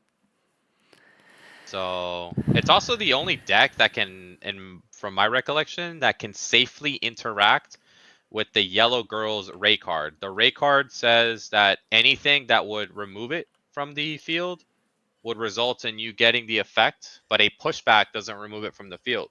Yes, you're right So about that. so the yellow Ray, it just counters the yellow Ray, Talking which is a about problem for that deck. this one, Hmm. right? Hmm. Yes, this is one of the best cards in that deck too, and I think that Kenshin, not caring about this card is what helps Kenshin still just be one of the best decks in the game too. Because other decks don't have a great way of getting around this card. Yep. Yeah. And then Kenshin also has Denial for Wonder. So yeah, Kenshin is insane right now still. Red. Yes, I still would put it like as the best deck, but we can talk about it more. We can spend a little time at the end of the video really going through like the best decks because that's gonna be like the main thing going into the Yeah. tournament. But like my pick at the moment would be like it'd be like this maybe, but we can touch it up later. 100%. My favorite boy from the show, Saito. The deck I never played because everyone does it, even though it's my favorite deck from the set. I think I've played it 3 times because I play against it enough where I don't have to. I'll let you take this one. You've played the deck way more than me. But like I said, I live vicariously through people. I build like almost every deck in the game, but I don't always play them as long as other people play them. So Yeah, I mean that's Saito's the deck I took to win the last Eggman event that they hosted. Mm-hmm. Because I just felt it was the right deck for the format. Right now I haven't played into it much. I mean, I did play Rumble Rama yesterday and went 5-0 with it. I think, it's just so tough. Tough because Matt, you're not instantly like one of the best decks in the game, or like you think it's like falling off some. oh, man, yeah, I think it's fallen off some. I think, gosh, this is so tough. Yeah, honestly, like, I think that's probably 100% right. I think you just kind of took the words out of my brain because, oh, it's just a matchup thing, man. I don't think Saito does very good against Spear, and there's going to be so many Spear players, and that's the problem, right? I Why do you think, think it doesn't do good in the spear? I guess let's talk about that. well, you don't really have a way to deny their wonder, and just letting their wonder die is really bad, right? Giving them free resources in their hand. Um, all the deck does is sideline, right? So I can't deny the wonder. So Mm-hmm. they're going to guarantee get their search. The other thing too is Saito's strength traditionally is to swing with the other 4Ks first, right? And then swing with the impact from the back. But if they have 5Ks up front, you can't really do that. You have to Yes. swing with the snipe impact first. So it's just counterintuitive for the deck. It cannot get around the ray. Also, we talked about earlier. Yeah, with the exception of like, it depends on how you swing. That was actually Yes. the finals I had yesterday. It was my Saito versus Creamy's yellow Ray Oh, cool. yellow sisters, but girls, but he wasn't able to see much. But yeah, probably there for now. Saito, I don't know. It just depends. I believe in progressive so much. Like, I'm not even sure if Saito's above progressive, but that can be discussed for later. I think the one card, because I don't want to forget, there's a card that me and Levi were talking about that's in the progressive. I think it's the color trigger that helps a lot in that particular. This lady. Oh man, that Yeah, card is this card right here is the issue in the match. I feel like when we saw this one against going each other, it's it's so good. yeah, it can be. I don't know. It feels like it's really hard to utilize that card when I tried using progressive. Trying to think about why you feel that way. Could be just be the nullify impacts. Like you want to get over the Kirito, you kind of have to take it out, or they just keep swinging back on you, but then you miss out on the nullify impact. Yeah. Nullify impact is really really good into Saito, and it's part of the reason why I said like I liked my like Yusuke because I felt like a lot of people, even though I played 3 Saitos, I only lost to one. High rolled your buddy with life. Definitely just smashed the other one down. And then the one I lost to, I hit like 2 specials and 2 Saito raids in life. But Nullify Impact hurts this deck a lot. And if decks I, have the Nullify Impact, it really puts it off. And there's a lot of cards in this set that just have that too. Like in Ava, there's a couple of cards that just have it. And then there's a couple of cards that just say that you can't block it with Saito. And if Saito can't block, and they just take the life. You don't even mind trading like your 4Ks. But I'm with you there. I think I rem- Saito is going to fall a little bit, but it's still like I wouldn't be surprised if 3 of them got top like 32. Like it could just be that. I don't know. Yeah, I think I remember why Progressive is ahead of Saito now. It's because Progressive can successfully deny Wonder because of all the Mito cards, Mm-hmm. making Wonder not be able to block. Uh that's why the Mito stuff works because they have, yeah, that card down there, the if you go to the bottom left, the Mito, the yep. Mm-hmm. So you combo her with any minus, Wonder can't block that turn, Yep. unless they see an active trigger. But if they see an active trigger, they're not Uh going to get the oh. resources anyway. Yes. True. So I do think Progressive is ahead of Saito because of that. I can see that. I think Yeah. I think Progress is going to make its way into one of the best decks. We tried to put it there earlier, but I think it's definitely going to be there by the end of this. All right. That was. Oh, we're missing one. This Yeah, deck is I don't even crazy, think that's man. broke. Like it, I would just put it down here outside looking in, but results in like these random tournaments where people let their opponents do these 6 turn swings into them. I don't know. This is like this could be like maybe one of the like meaner, harder takes I take, but I am very opinion about this deck. I think it's solid because it's a Kenshin deck. It has like good effects, But this deck is easy to break as long as you're like killing their board and not just letting them like keep these guys on board where you just let them keep like 3 or 4 bodies and you don't kill anything and now they're switching out with you and swinging 6 times. I don't get it, but results show that like this deck is like pretty solid. What do you think? Yeah, if it was to be rogue, it'd probably be exactly where you put it. I'm not a believer. I'm more of a believer in the other blue Kenshin, to be honest. But yeah, I think that's fine where it is.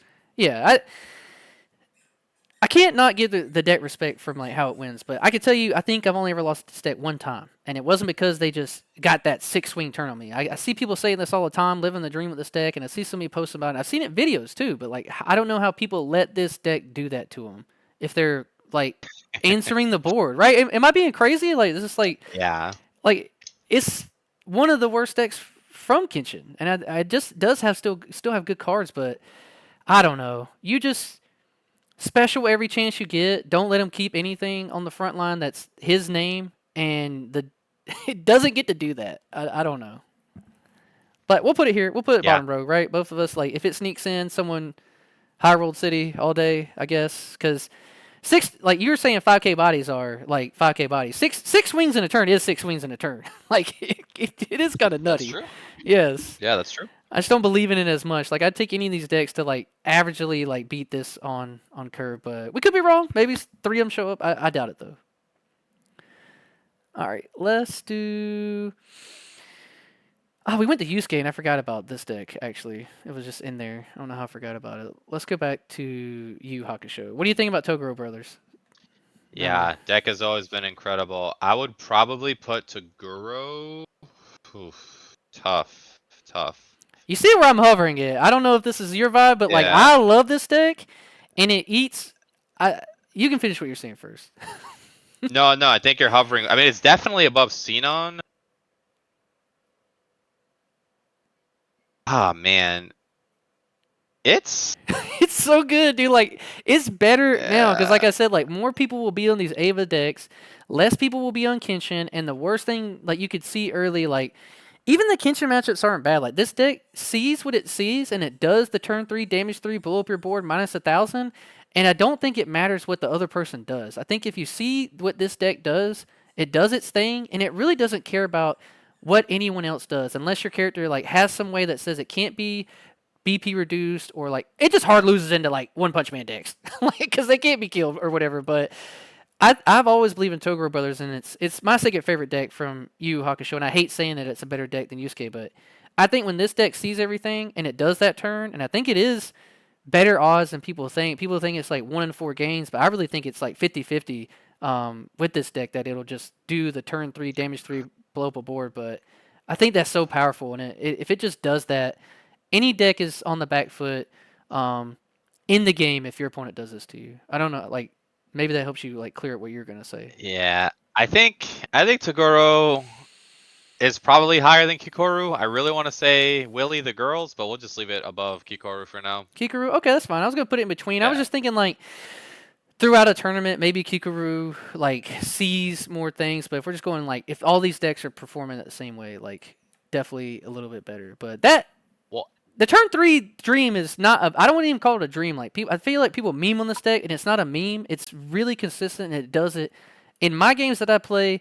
Maybe if I'm like trying to lowball it 45%, not exactly 50%, but 1 out of every 2 games I'm playing, like we're doing 2 out of 3. 2 of the games I'm turn 3, definitely blowing up your character, minusing your board, and swinging for 3 checks. Like it's so good. I don't think that deck's a meme at all. I think it's terrifying, and Yeah. the results speak for themselves. 2 months ago was the Florida regional, Yep. and one of the top 16 was Creamy on Toguro and a Yes. Kenshin heavy meta. Yes. So Exactly. it's a very strong deck. It's just maybe not as consistent, and it doesn't outside of the package of the 5 drop raid. It does just do the one thing, right? It's not doing a whole lot else um, outside of that, which is maybe like a downfall. Like, but you can't stop it, right? Like you don't stop this from happening, which is the best part about it. Yeah, the thing about Toguro is like some other purple decks is it's a big draw engine, and if you see your extenders, then you get to keep playing, keep drawing, Oh and get your queens out yeah. there. So That's the only downfall. If you don't see your extenders, that's tough. All right, let's touch on some FMA. I'm gonna explain why I have greed on here. This is like the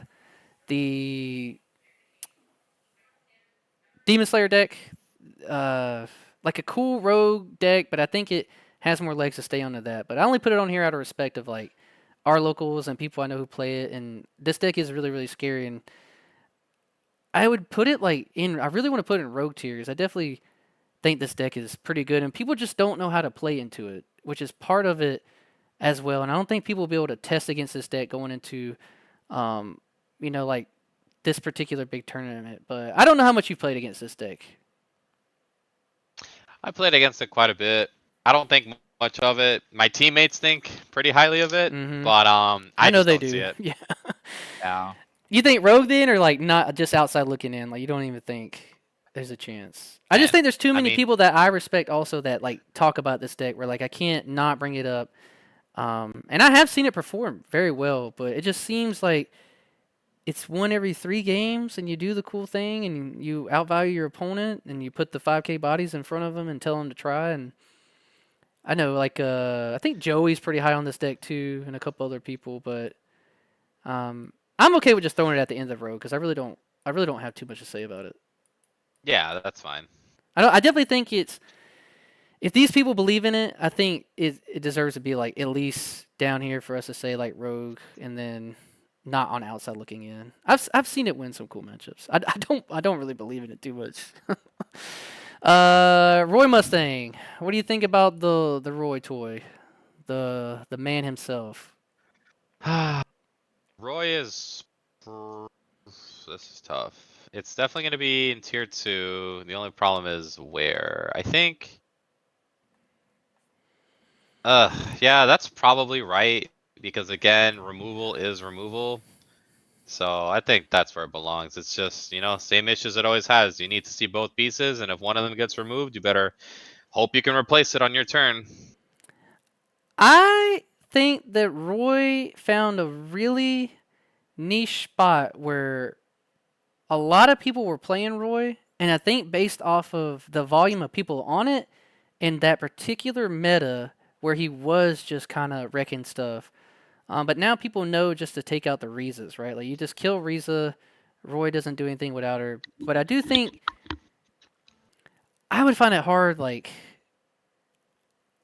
not putting it in front of like One Punch Man. I don't. That feels like wrong to me, like based off of like results and like how relevant this deck has been in like the NA meta game, right? It's like in Japan, this deck has done nothing like for a long Yeah. time ever, but people are stuck on it here and like forcing it to be a really really good deck. And I think it does like a similar thing of like the Xenon like controlling your board, but like not as good. In I don't know, like Yeah, no, I think you're spot on. I think you're right. I think it probably is better than Green One Punch Man. I'd probably live like that. I think Roy's issue is well, one, if you just take out the Roy, right, then that's an issue. But yes, two, I think it struggles against 5K decks, and there's a lot of 5K decks. yes, So, exactly. That's a good point. so yeah, that's probably right. What about the brothers? Man, dude, in all of FMA's existence, I've only semi believed in Blue Roy. Every other deck, I Oh don't see it. no. I don't see it. This is very pilot dependent. I I just don't see it. I'm not a believer, and I know a lot of people don't like that. it's just weird. We don't see it do well in big tournaments, but there are like I don't know how often you keep up with like the local things, but I'm on there all the time like looking at like results. I would do on my videos all the time. I still look at it, but this deck always seems to get like in the top 2 or 3s in a lot of these webcams or people's locals that are like 8 to 10, and I think it's on the outside looking in. And I think if we're to be honest too, I think the green needs to be down there. Like I want to be Yeah. like as in like not opinion biased about it and like me trying to cope because I do respect both these decks. I've lost to both these decks before and they do some things, but I don't know. I don't think anyone's gonna see these, and if we're wrong, I'll take the risk of that. Like us just say outside looking in, and fucking someone prove us wrong. But can't good conscience like put them up there with even these decks. Like I would take any of these decks over them. Yeah, no, 100%. I would rather play Blue Aoshi than the SMA Yes, decks. yes. At least I know I can meme someone with the attack six in one turn. BS. So I'm glad I did that. That wouldn't have been right. Let's touch on Black Clover since it's the only one from its set, which is really sad because people love this show. The show is getting a season two, which means we're probably gonna get a volume two of this set. But Yeah. this has been the only deck to really do anything, and people are pretty divisive about this one too, where they think it's one of the best decks in the game. Oh, we have two on here actually because I put my girls up here. Um, but I don't even think it's the best deck out of its set. I actually like the event-based deck more. This is like a really pilot-oriented event deck that can really get snowbally and get a lot of value. And I don't. This deck is just like a good control rogue deck, blows up things, but the issue is it only blows up 4K bodies. And how you were talking about like Roy not getting over fives, this deck can't get over fives. How do you feel about this deck? Yeah. It you know the five cost Asta being able to get over a five is an issue. The problem with Red Black Clover is at least the people I played against it, I've seen them make it work. It has its strengths. Is it rogue? I think I have to think about like if my opponent plays a deck, right? What am I more scared of? And I honestly, with good conscience, can't say I'm more scared of the Beast Red Ava deck than I am Red Black Clover, personally. Uh, like you would put them at the same thing. yeah, maybe above the Beast Girl. Probably right behind Muzan. No, right in front of Muzan. And I can go into why. So Red Black Clover is rarely just Red Black Clover, right? It typically has the Noel package, Yes, which is the and best part of the deck. yeah, and honestly, the top end, the current Red Black Clover decks, at least what I've seen being played, is a true hybrid, meaning I've seen them run the Snipe special, or I think it's a Force Block. Either way, with the Noel package, it helps you get over 5Ks. A lot of impact. I think it's just a solid deck. I think it's very straightforward, and if it sees its pieces, it sees its pieces. I agree with you. I like the deck a lot. I'm glad you said that because I thought I was like having to like try to reach for it to be like get you to say that, but I I like this deck a lot. I just didn't think enough people play it. And like you said, the best part, or I said like I think the best part of it is flexing the Noel package in it because it makes it more consistent. I've seen so many builds, and I think the people who pilot this deck really well can do a lot, and it rewards like unique deck building because it's like you can run the Astas, only one raid of each Asta, and like a whole Mimosa package even, and then the Noels, or just the Noels and no Mimosa package. It's a cool deck. I like this deck a lot, and I hate that it doesn't like do better. Like people who play it don't do better. I guess I don't know. Yeah, it's probably I it's want to put it probably above ahead of these. I the want to put it above yes, like. yes, yes, yes. Probably beneath Saitama in my opinion. Again, because that turn four is insane. Mm, And it has its own separate one comp. But yeah, I think that's exactly where Asta hybrid belongs. what do you think about Noelle as a deck on her own? I don't believe. You don't I'd rather believe? play Aoshi. Yeah, Yeah. Aoshi is literally the gatekeeper. If it's like if you can't, if I'd rather play Aoshi, I just don't think the deck is it. This deck, I will say that it's one of it's my favorite deck from that set, and I love this deck a lot. But it just takes so much setup. Like if I can barely put Yusuke on here, then and would take Yusuke over this deck, then I don't think it could be in Rogue. But this deck is really fun, and it just takes a pilot too, and then having to run like 12 events in the deck means sometimes you're just gonna brick and not see like the perfect combination of like events and characters and raids at the same time. But when this deck sees everything, it's like really, really, really, really scary. And if you could like guarantee somehow that you would see everything in this deck, um, it's terrifying. But it just doesn't do it Yeah, often enough. 100%. All right, let's do Karapika. I would probably put Kurapika behind Roppy. No, behind Goddess. Behind Yeah, Goddess. right above Yusuke. Right above Yusuke! So I don't know when I see the Kurapika, and again, I haven't had as many reps as other players, but Kurapika, when it was relevant, it had a lot of like tournament standings, a lot of consistency, and again, a 5K. It's a deck with 8 removals, 5K impact, perma impact, right? Uh, I don't know. I feel like it has more output than Yusuke personally, but I haven't piloted these decks. You know them better than I do. Hmm. You've not really had to play against like me playing Yusuke either, so I don't know. This one would have to be like we would need more input from other people on this one because I feel very strong about each of these decks, and I think that they perform better now. Um, the only issue is like both these decks just don't want to see Kenshin, and they both just insta lose the Kenshin, and it makes it really really Yeah, hard. And if like this deck wasn't around, I really really think that both of these decks could be like on the higher end of like two, and I really believe that because they see certain things. They punish all these decks here outside of Green Saitama because if they just see that, whatever. But each of these decks have a place where they can like I don't know. I can see Kurapika over Yusuke. Kurapika has like 4Ks that always have impact, where Yusuke's is more like ceiling.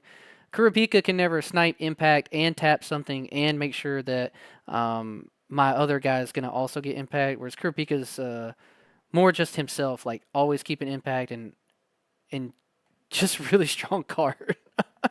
But the like yeah, the high turns on like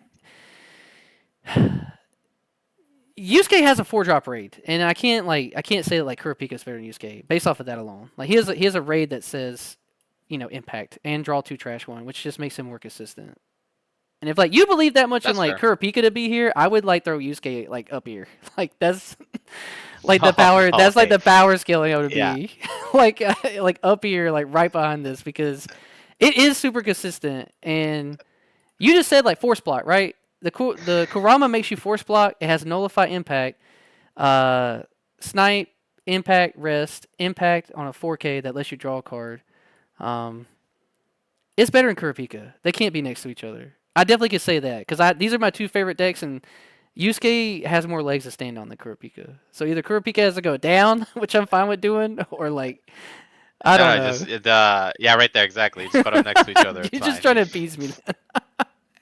No, I'm just saying. No, no, no. I do think the Goddess is better than Yusuke. I think Yusuke and yeah, I think that is probably fair. Okay. Yeah. All right. Damn, we forgot another Full Metal Alchemist deck. I like this deck a lot. I don't know how many times you play against this deck, but this deck is good.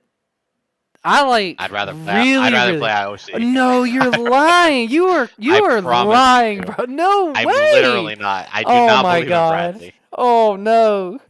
Okay. Like, oh, I can't even. That's wild.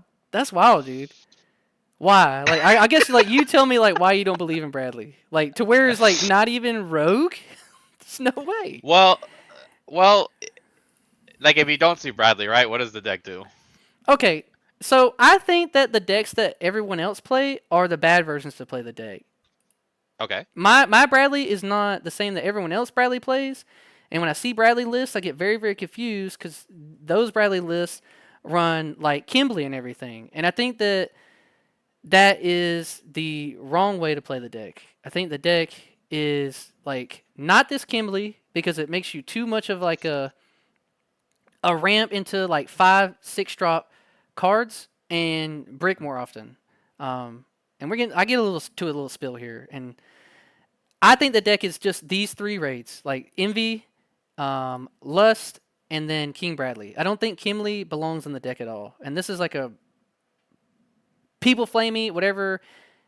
Then it's just like you control the board with Envy, which always keeps impact, and when it's sideline, you rest something.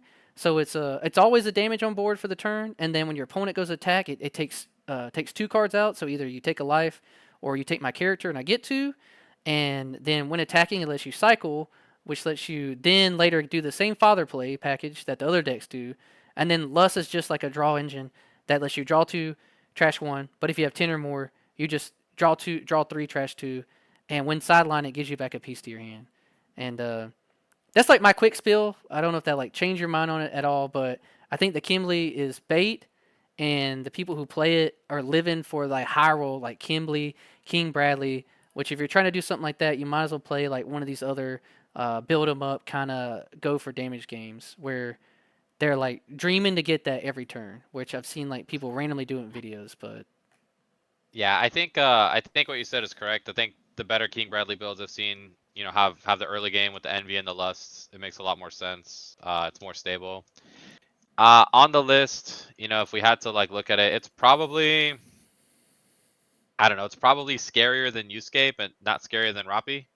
I can see that. That's like where I was gonna put it Yeah. between like in these decks. Like obviously a lot of my favorite decks are just rogue tier decks. Like these are three of my favorite decks, and I this is fine with me. We don't have to talk about it anymore. Like if you are okay with putting it there, like I really believe in this deck, and I do.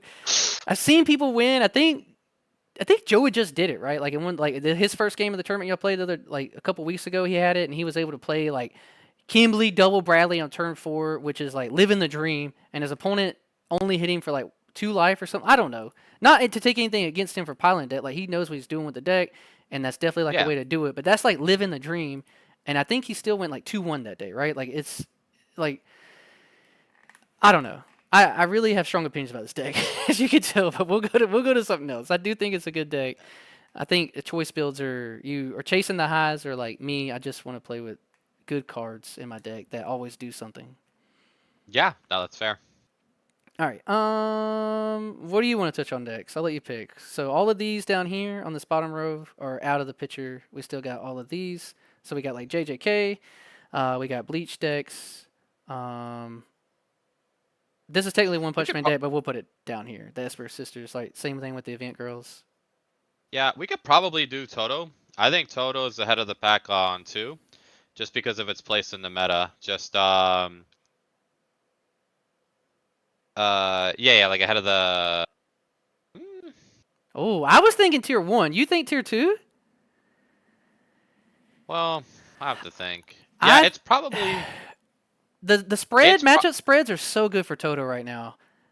yeah, it's probably that's tough. We can place it somewhere and then come back. Like we'll come back to these. Yeah, it's probably you could probably leave it there for now. Yeah, because again, their spear, I mean even Kenshin, right? If you swap out their Kaoru, you could really disrupt Oh yeah. their whole I guess setup. So and Toto's always just been solid. Even if it's not a deck that like needs its energy disruption in general is a problem. Yes. So that's probably a good spot for Toto. Touching on Kenshin too, like only having to play with 2 cards on your energy line is BS, bro. like Yeah, if you have the double Kaoru, it's yes, pretty wild. yes, like that. Like we didn't even touch on that, but like that is probably like one of the most triggering things about the deck too. Like you just get to play with 2 cards on your energy line, so even when you fall behind, you just get to hard play cards to your front line and not have to worry about like ever playing anything on your back line again. Yeah, but you got to see it, right? If you see your You, actual two y- out of four Kaorus, yeah. yes, yes. All right, I think that's a good spot for him. We can cut like Toto is very divisive. I think depending on meta and matchups, but even so, like I don't think Toto's ever in a spot where he's like not. I don't care what the meta would be. He'd always be like a top tier rogue deck. I think just Right. because of what he does in the game, he will always be that kind of deck. And I think now he's back in a spot where these decks have to like be kind of scared if they, you know, you know, round 3 you're 3-0, you go into 4-0, and you're the one that got put with the Toto player. Like you're probably still kind of scared about it, like fuck. I really wanted to come here and play against Genshin and Ava, and now I got to play with the Toto, and I'm out here playing like I don't know Roy or something. like you can just get the meta matchups. Yeah, and no matter what you do, Toto does force you to have to play differently if you don't want to lose. Yes, you can't just keep taking damage too. It's too Yeah. much. It's so good. All right, let's stay So on JJK then. I'll let you talk about. I'm gonna run to the restroom real quick, and so that way you can Okay. talk about Megumi. I'll be back in 2 seconds. But I'll let you talk about Yeah, him, and I'm just gonna put him here as a placement while you talk about him. for sure. Yeah, so I wanted to put Megami here because I've seen it happen, right? Or I've seen people who've only played Megami since day one, put in the hours, put in the work, and I think Megami has one of the most insane high rolls in the game. It's also one of the first like early decks that just yeah, it didn't have hard removal, but it got a lot of value from just going wide with a bunch of oppressive bodies. Like the elephant card is insane, right? Setting up the site, and then if the site pops off with the everything's plus 1,000, Megami restanding the double attack dogs. I mean, that's a lot of pressure. So it's very stable, very consistent. It's probably still rogue. Um, when he gets back, we'll probably figure out its placing. Uh, I would probably put it ahead of yellow siblings. But I think it's a deck that's not being touched upon enough. It's not explored enough. Obviously, into an Ava meta, it's going to struggle against 5K bodies, and it just depends on how much damage you can pump out in the beginning. But it can pump out a lot of damage in the beginning.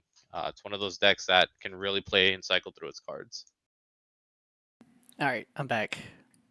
Hey, Where you so got it yeah, I went going? into it with Megami. Um, it would either have to be above or beneath siblings. Right here. Yeah, I can yeah. see I just that. went on a It rant. does. It does very similar things. Yeah, yeah. I just think Yellow Siblings has a little bit better triggers, and it does the job a little bit. It's more stable, but I don't think its high roll is as high as Megami. So, but yeah, I went on a rant about how incredible and undervalued I think Megami is. So that's where I would put it. I'm done with that. I've always believed in the deck, and I just want more people to play it and really give it a chance. It has some really unique plays and really unique cards with the rabbit and the elephant. Now, I think that's just what the deck needed. But I think, did you touch on the double action point Megumi? Do you run like do you see that deck in that card in the decks or no? Yes, yeah. I didn't get Yes, to touch yes. base on it, but yes, the card is insane. Yes, that card is really, really good, and I've seen a lot of people who go to build Megumi try to not play that card, and I'm like, you're crazy. It's so good. You don't care that it's 2 action points. That card is so good. Yeah. No, the card is wild. All right. Um, we were on JJK. What are the other JJK decks? Let's go. That's it, right? I No. think it's just Oh, Suji, right? Sukuna. Sukuna. This can be. This deck has like 8 different ways you can build it. We're just gonna say in general, this deck.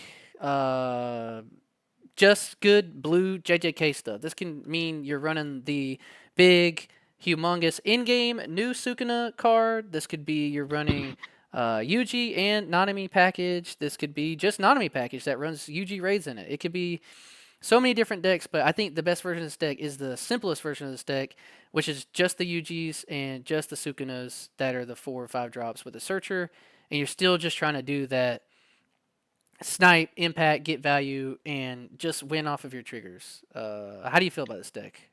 I don't know if you can see Yeah, where I'm I think. hovering it, but I think Yeah, no, I can. I think it's actually in front of Mustang, and I'll tell you why. I think the correct way to build the deck is still low to the ground 4 cost. yes, yes. And because we're in an Ava meta, right? UG bounce denying Wonder is massive, and it has a lot of fantastic life triggers, right? So I think it's just better than Mustang right now.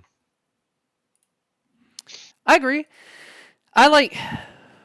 I'm surprised like I don't want to put it higher, but it's just weird because I think this deck gets away with um so much of just like high roll BS in it that it makes the deck seem so much better than what it is. Like people just see 3 fingers turn 2, and it skews a lot of the matchups. I think into where like you just high roll and the triggers are really really good. And I do just think it's like a tier 2 deck though. I don't think it's the best deck in the game. I think a lot of other decks do a lot of stuff better than it, but it still just can high roll the fingers, and it makes it hard for me not to put it like in one because I know it'll probably get like top like 34 finishes or one. I don't know if like you think it's going to do that well. And I haven't played it enough into a lot of the other matchups of the new decks where I don't know how the spreads are. Like all the Ava decks are really, really different and unique. I don't know which ones like which ones do you think Megumi like beats or sorry, no, Yuji beats or like loses, I guess.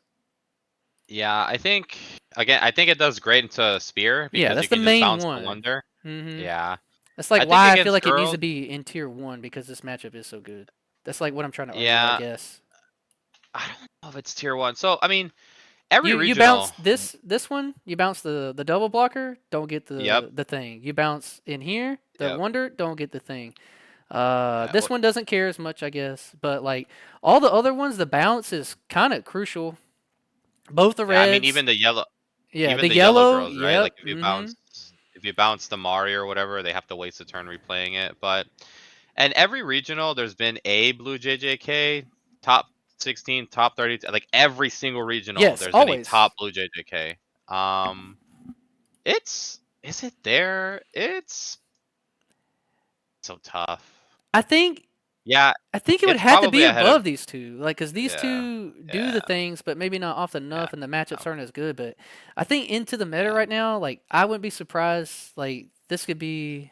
I've had like two hot takes already, but this is the third one. Like, if this deck could have a lot more tops than people think, because I do think, like, Yeah. I've been thinking about like I think it does so well in the Ava decks. Like these Ava decks want to die and they don't care about dying, which is great because other decks want to try to get as much removal as they can, and that's usually enough in the games. But just you like go in, swing, like check a Yuji in life as any of the Ava decks, and now your mech just got bounced to hand, and you don't have a source and trash for the red one for your big plays. Like you don't have the. It could be rough. I don't know. Well, even into a song, right? Blue color trigger, UG bounce, sideline denial Oh yeah, defense. even Just better because it lights that deck up. I didn't even think about that too because it doesn't have a lot of 4 costs or 4K bodies that are just out there, especially like hmm early. Like oh yeah, that's a good one too. or I mean, and it's solid against Kenshin, right? They swing, you get Yes. a UG bounce. Now you've pushed something back into their hand, and now you have a blocker. So Are we saying? no, no, no, no, because I can't even put progressive there, and I still kind of want to, but we'll leave it alone for now. I think aggressive's going in there. We can move it now. Like and we can talk about it later. But I think it does. I think I've not want to do it because it's really new and we haven't seen it, but I think it's up there because I think it's just so many good cards. We can put it down here. I know you don't want to yet, but I think it's gonna Yeah, be we'll see. We'll see. all right. Um, Yeah, there's only like those 7 decks left. yes. All right. I'll let you touch on the green golden boy because I want to touch on my purple deck. You know I want to talk about all of them. Yeah, I think Lancelot. Hmm. Well, the problem is Lancelot only removes, and that's what Ava likes. Ava likes having all their stuff removed. But did they like taking 2 damage?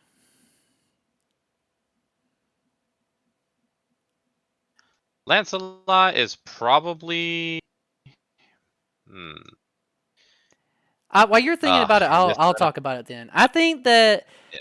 once again, like these decks that were kind of pushed out, like this gonna be eaten well, man. I'm telling you, like the people will be on less Kenshin, and that opens the door for a lot of decks, which is why the Kenshin meta I think was so impressive and not great for the game unless you were only playing like the competitive decks because all these other decks can't breed. But now your spreads can get a little bit better with these decks where say you see one Kenshin and you won first two, you lose one. Maybe you lose against the Ava deck in an 8 round tournament. Maybe you went 6-2, right? That's enough. Like I could see someone going 6-2 with this deck. Um, I I It's think maybe probably around right here. behind Toto. I think Yeah, it's right behind Toto. it's got to be somewhere in this like this. Yeah. It has Maybe more. behind Kikoru. Yeah, I think honestly, like if we're talking about Kikuru, I think it has to be like above them. It's so fast. It's so Yeah, consistent. I think that feels that's true. better. Blow up a body damage too. It's still pretty good, bro. like Yeah, but even though it has more cards, Lancelot still has, it has the consistency issue, right? Where Yes, it 8 energy is does. a lot to ask for 8 sometimes. energy So, is a lot to ask for. Um, I think it has to be respected, and I think there's been two in recent tournaments through the EX Burst where I saw like one person won. There was like two others, excuse me, in like local tournaments where like someone got top two or three in their locals, and I think people are cooking with it, and I wouldn't be surprised. well, Lancelot won in Dallas, right? And then that Yes, same player in a Kenshin meta got 15th in the very next yes, regional. So, exactly. All right, I'll talk about my purple baby. All right, hear me out. I'm listening. I've been priming you for this one with force block, right? I've talked about how good it Okay. is. You know, Yeah. gotta block it. There's three other decks that do that, and sometimes that's just really good. Sometimes good enough to win some games. All right, so the force block impact really strong. You're taking a life, you get rid of body, it's removal. What do a lot of these Ava decks do when a Gawain gets hit in life on the first check? What do they do? After you've already played all your specials, say you got your board, and even the second check, I'll even be granted second check comes down. Because you're going to take the first swing in most of the decks. You hit the Gawain, I think it wins those matchups. Like, it really, I think the Gawain raid in life was really iconic when the game first came out. And now it's back in like a really good spot where that can just like save you a turn in a game where you've already done everything, and now these decks outside of what like the big one here, right? This one goes to like what 10k, right, or something silly like that. Yeah. That Hmm. one's like in the exception, but the other ones have a hard time. Like you don't care about the double attacker; it's a 3k now. You don't care about this one either. You're blocking it out. You're gonna reduce the spear down to 4. And honestly, that's enough. Like the one pop on a body, like that's still really strong too. I think the worst part about the deck is it's still energy. Like it feels like a deck that plays like Lancelot sometimes. Like I feel like Lancelot almost gets to its 8 energy easier than like Gawain gets to 5. Needing to run those Gurren mechs in it. Um, but I think I like obviously I like this deck. I love it a lot, and I would be I would like my matchup spreads. I'll just say that because it eats up like I almost took it to the regional we went to only Hmm. because I liked all the matchups in Kaiju, but I didn't think Kaiju was going to be represented enough, and I didn't like the Saito matchup. I thought it was horrible because they just snipe impact over your whatever you got on the front line that's going to potentially take a Gawain raid, and it just loses to it really hard. And I didn't like my matchup into that, but I think it beats a lot of the Kaiju decks pretty solidly, even the 5-drop ones. So what do you think? Am I coping? Can it be in the 2 or no? Rogue. Uh, yeah, I think right there is fine. Because, a lot of what you say makes sense. And, Purple Code Geass, still Purple Code Geass. I think the problem is a lot of the engine is outdated. It is. Yes, Whereas older cards. almost, yeah, almost every other deck above it, the engines are just vastly superior. The only thing I had to think about is I don't know if it does better than Yellow Demon Slayer right now. Because, again, Yellow Demon Slayer has those updated engines, and an aggro deck into the Ava meta is pretty good. Um, the Yellow Demon Slayer is still rogue, so going is probably fine where it is. Okay, I'll take that. Like I said, I cope a lot for this deck, but I don't try to be unreasonable with it. I think it's got a good spot in the meta. I think if people pick this up, they'll see that it still does some of the good things, and um, I don't know. We'll see. We'll see. I could be. This is the one I was going to use my S on if you decided to say no on because I do think the spreads like I only got to practice a little bit with it. I think the spreads into a lot of other decks are pretty solid. I wouldn't say like it just absolutely outright beats any deck, but um, the turns like also where you just see double Gawain, right? Like that's still just enough to like make your opponent have to either take the life or they're going to lose their board. And some of these decks here that we've like talked about, these decks don't want to have to do that. They want to keep their bodies, so they're just going to take the life. Whereas I don't know. I'm happy with that spot, so I don't really have to talk about it too much anymore. I'll let you That's talk fair. about. Yeah, I'll let you talk about Renji Rush. What are you thinking? This is just means like I guess, uh, purple bleach. We always see this in tournaments randomly. I think a lot of people call Renji Rush stuff a lot of different things, and a lot of these decks look pretty different, but a lot of the same aspect of just trying to forecast Rush. And they keep randomly I topping, think right? In the one we went to, someone got top 32, right? So I mean, yeah, but this is a way different game. yes, I think it's I phased out think now. yeah, I think it's outside looking in. I'm gonna be honest. Outside looking I in. for the life of me would Thank not God, imagine it getting top 64. Yeah. please. I'm happy for it too. I think I've never liked this kind of style of deck. I don't think it's like the enjoyable way to play. I guess if you're gonna play this, you might as well play the yellow girls because this is Right. like the new version of that, but way better and way more consistent, and you don't have to raid. And it just took Yeah. that aspect. This deck just took what like Renji Rush did and like made it a deck that actually was meant to do it and do it well. Wow. Yeah. I agree. Okay. Blue Bleach. I think this is a rogue tier deck. I'll touch on this one since you did the other one, but it's a good aggro deck. I think it takes a lot of pieces. I actually saw one. This is I think my first round matchup at the regional we went to, and the high roll in this deck is the only reason I want to put it in like this rogue tier. Um, Cause man, when they just see the pieces, the draw one, trash one, draw again. Now the Ichigo is a double attacker. If they see two of those on turn three, it's pretty bad. Like you're in a tough spot. Like regardless, I think of what deck you are outside of being like having a 5K body already on turn three, but not many decks can do that. So um, Yeah, this is where this is my hot take. I think Blue Bleach is above Mustang. above Mustang, cool, cool. So I think it has a lot of strengths, right? It has the again, right, wonder denial, right? Bounce Ichigo can deny wonder. That's true. I didn't think about that. Um, Yeah, it can also deny the red Shinji stuff, right? Um, the on play Ichigo, right, has the effect to minus, so the 5Ks are irrelevant, right? And it also swings at 5K.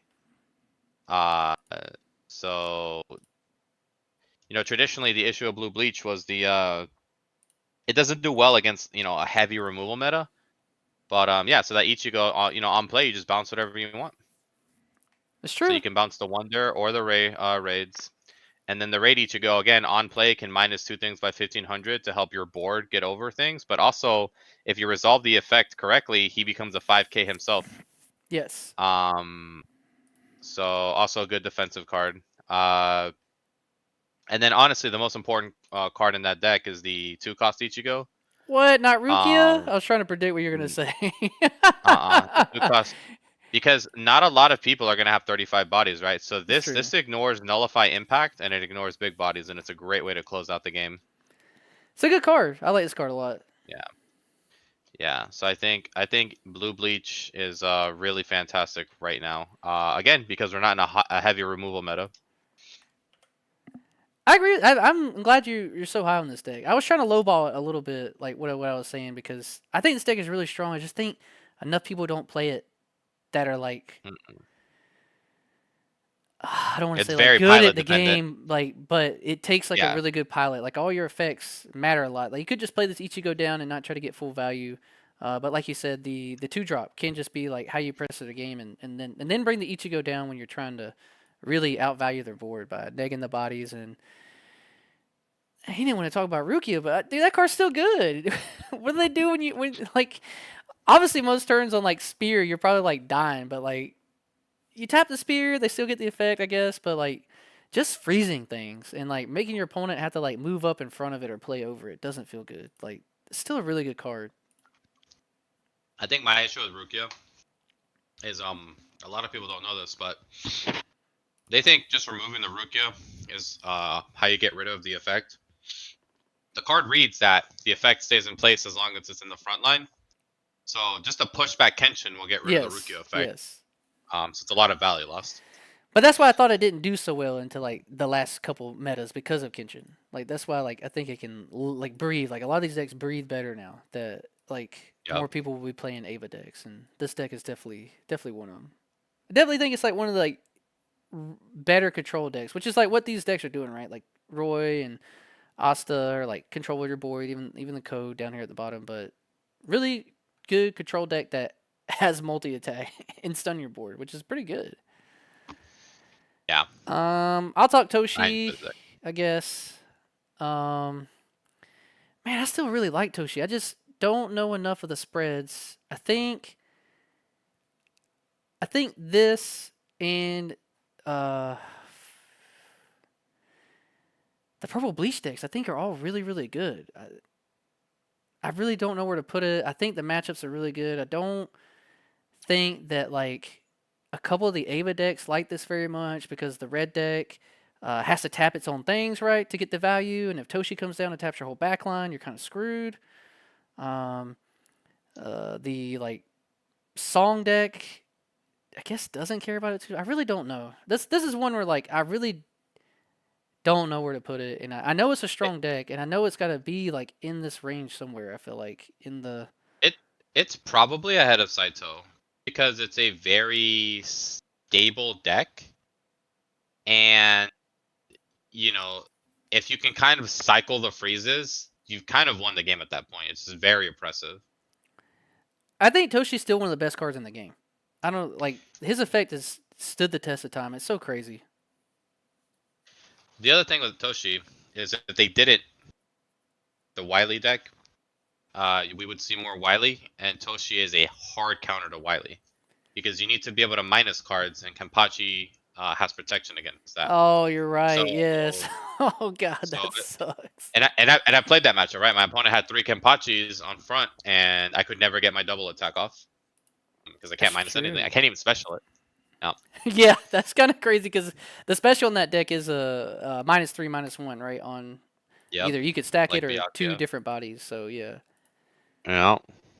I think it's a good deck. I'm glad you put it a little higher. I just really confused. I know it's one of the best like 10 decks in the game, but I just don't know all the Ava matchups because obviously just testing, and I only have two bleach decks, so it's not one I've tested a lot with. But all right, Yeah. I'll let you touch Byakuya first then. Yeah, I was never a believer in this deck until until my teammate Gutless Miss was able to get top 16 in Orlando with this deck. It's probably just in the current meta. It's probably just right in front of Roy. Right in front of Roy. You Just like the because blue one a little better? yeah, Byakuya just struggles with 5K bodies. But if it wasn't a 5K, if it wasn't for the spear and the meta, and even some of these bigger pieces like green GGO and the red Shinji, Byakuya could probably be a little bit higher. So you think his matchups are just like rough, where it like can't do even better. Like Well, and also like it only sidelines, right? So again, you're not notice how Byakuya, Asta, and Mustang are all in the same category because they all do the same thing and they all have the same issue in the meta. They don't deny Wonder. They have a hard time getting over 5Ks, etc., etc. They don't deny the Ray and the yellow girls deck. mm-hmm. So I like how we're doing this because we do keep touching on like the best decks because that's how like this list should go, right? Like these decks got to think about how to answer these decks, where it's not really so much the other way around. Like these decks are super strong. One that we haven't brought up a lot, I think, though, is the songs. Like these other decks answering songs, but I think it's because songs just does its thing, and you don't get a chance to answer it because it's all on their turn, right? Like everything they're doing is stuff that's not really interactive for you, so they either just pop off or what they don't. what I think people are forgetting, we have no restrictions on song. Where in Japan Yes. they do have restrictions, and it's still a problem. Yes. Uh, so, um, yeah. the last one, I guess, would be bleach. The purple bleach.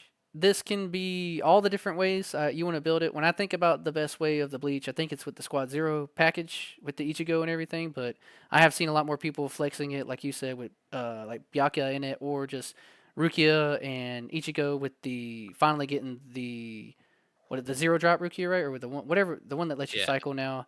I think helps the deck a lot. Yeah. We just got that card too a little too late. Yeah, And I way too think out of late. all the yeah, way, way too late. And out of all the removal decks, the Asta, the Mustang, I think it's the worst one because the engine is incredibly old, right? So none of the actual cards in the engine do anything. And then, it is a sidelining deck, which you don't want to do. You don't want to give Song their pieces. You don't want to give Yellow Girl their pieces. You don't want to give Wonder, a chance to resolve. So, I mean, because of all of that, Purple Bleach is probably Rogue. Probably just above, right below Yellow Saitama, maybe? Yeah. I can see Just too that. many issues in the current I'd matchup. rather Just too many play any issues. of the other 3 bleach decks that we have up here outside of this one. Yes. Yes, 100%. I'd rather play these decks, especially Toshi.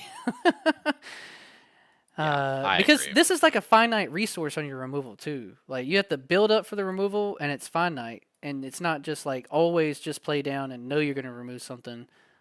Where like all of these, like yeah, like Roy takes resources too, but it's not the same as like restrictive as the Ichigo package feels. Just having to like have your sideline already ready, and your opponent can deny you some of this stuff too, which you could just swing at face like I don't know, Dodo damage too. Like you gonna block or lose your 4K body. Oh, All right, so these are all the yeah. ones. These are all outside looking in. Um, Try to zoom in a little more. There we go. All right. Oh, that was perfect. Look, cuts off everything at the bottom. Sweet. Very nice. Top down, right? Reorganizing stuff, I guess. Um, I think you at the beginning when you talked about Spear said it was the best deck.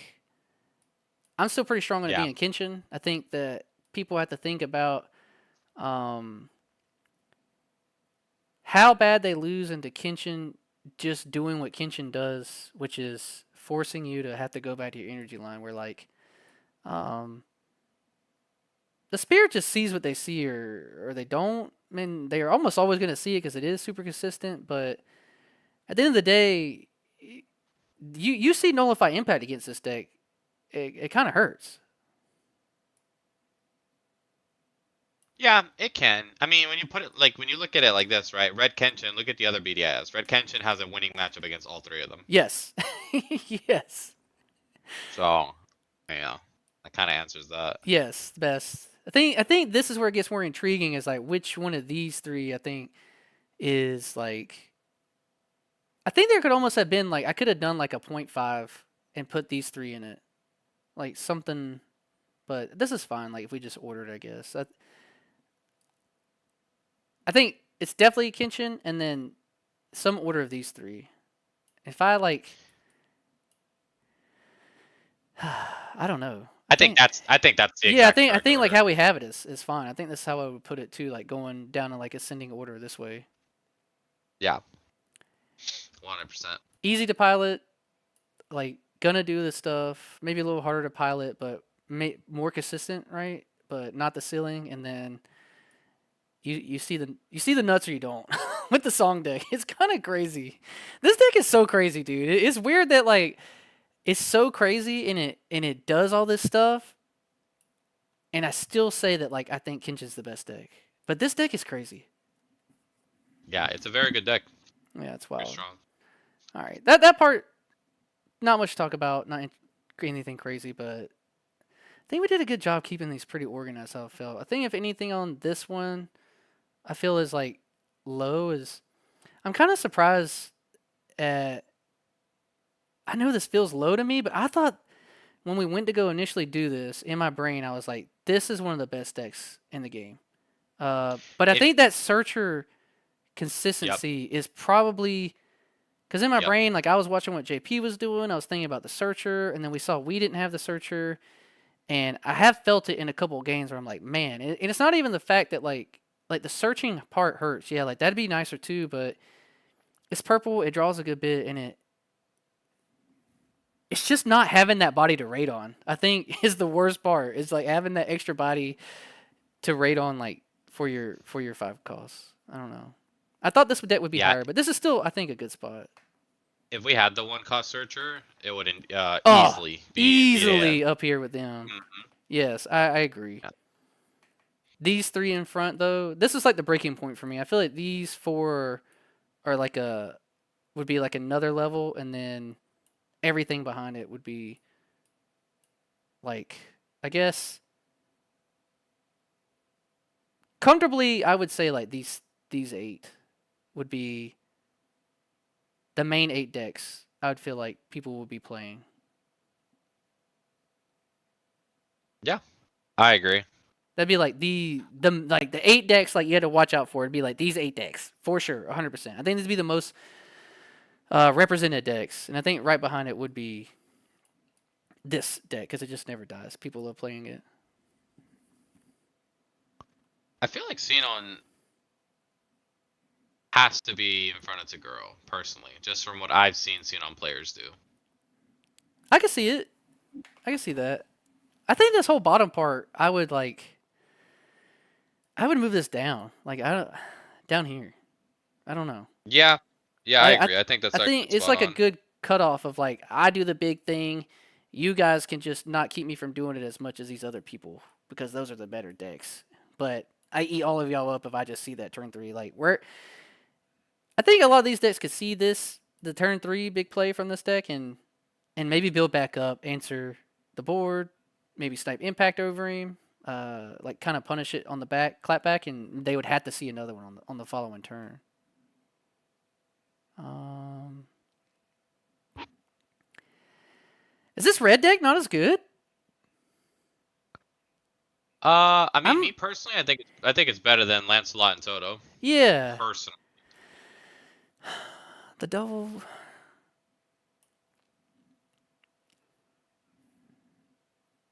And again, that's just from like me piloting it and my experiences. Like I would always rather play that deck over Toto and Lancelot. Double block, draw power in the game, closes out the game better than these two, which is what these two are supposed to do.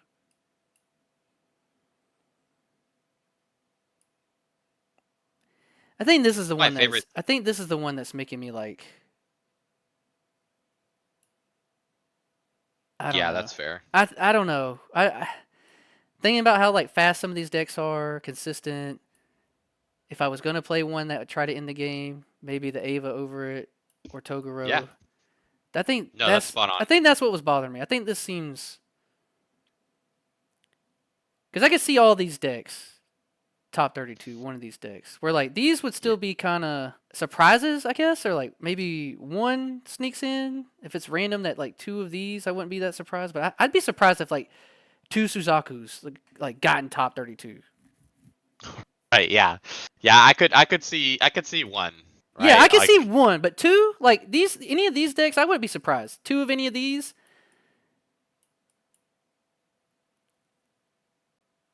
damn, I kind of like I don't know. I kind of want to put this one here too. Like Yeah. Yeah. if I'm Yeah. being Because when that you way, said it like like that, yeah, right? like No, you're these are right. like You're right. guaranteed. Like I see two of these, I'm not gonna question it. Like two of these top 32, whatever. Yeah, that was good meta call. They saw good plays. They saw like the right matchups.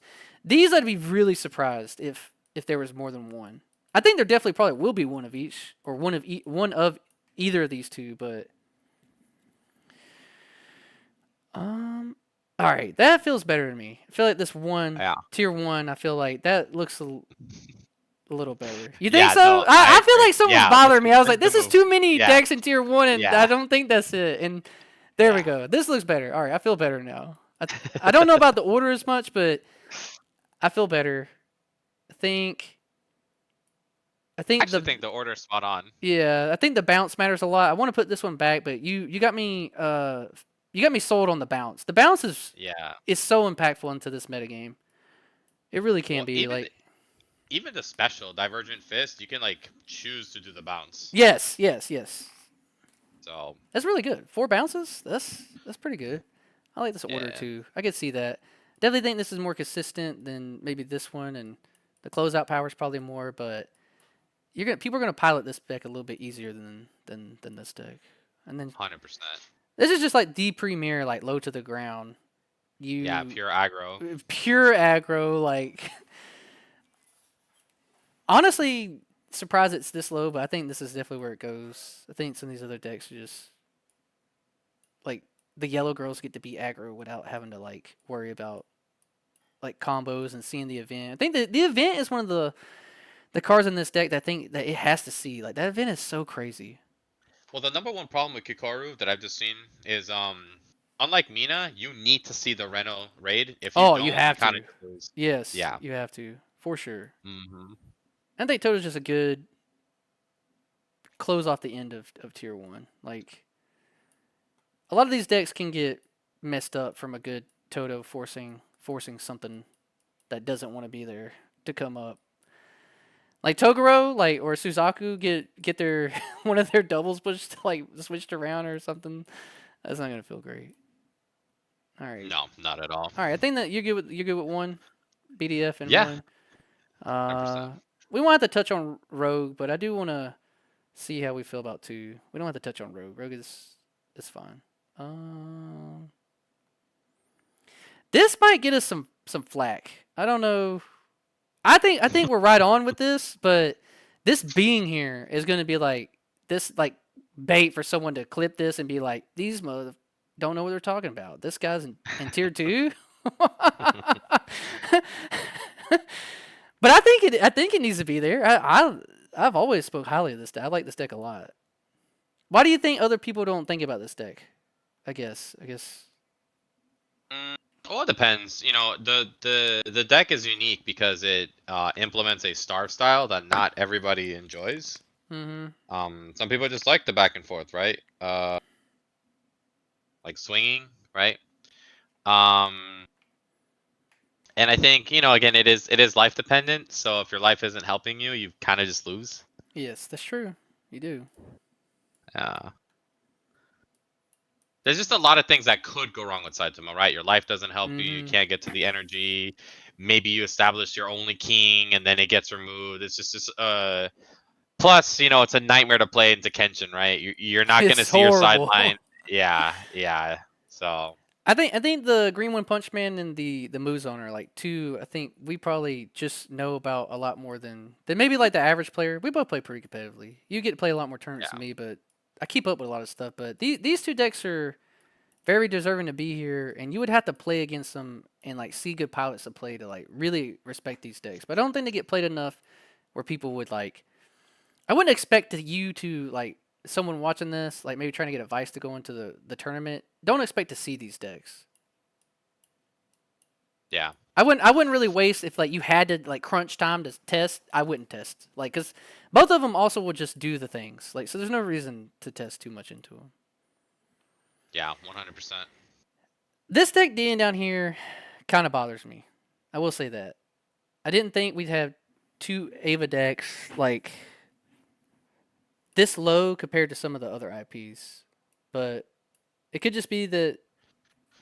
I mean, they're still until two, right? Like we didn't put them in row. Like they're still strong enough to be in this tier two, but it just seems weird that like the hype for Ava is so high, and I think even though these decks are really good, this is the one that keeps coming up to me. I don't know why.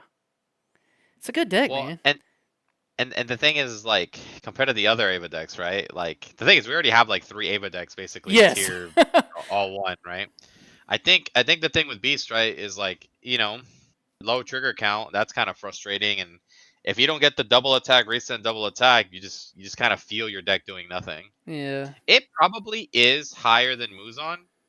Probably, probably. I feel like here, like so, it has to like I can't see putting it like like I know we started with this one like being down here, but I look at other decks and I've played this. I've done a lot of testing with this deck, and you do just not play the game sometimes. I will say that. it's it's probably higher than Mustang, but then Saitama is higher than that, in my opinion. Like, I would be more scared of a Saitama than the Beast deck, personally. Hmm. Because I know if I swing into Beast, I'm basically safe. Where, like, Saitama, it's like, oh god, I'm giving them draw triggers or removal.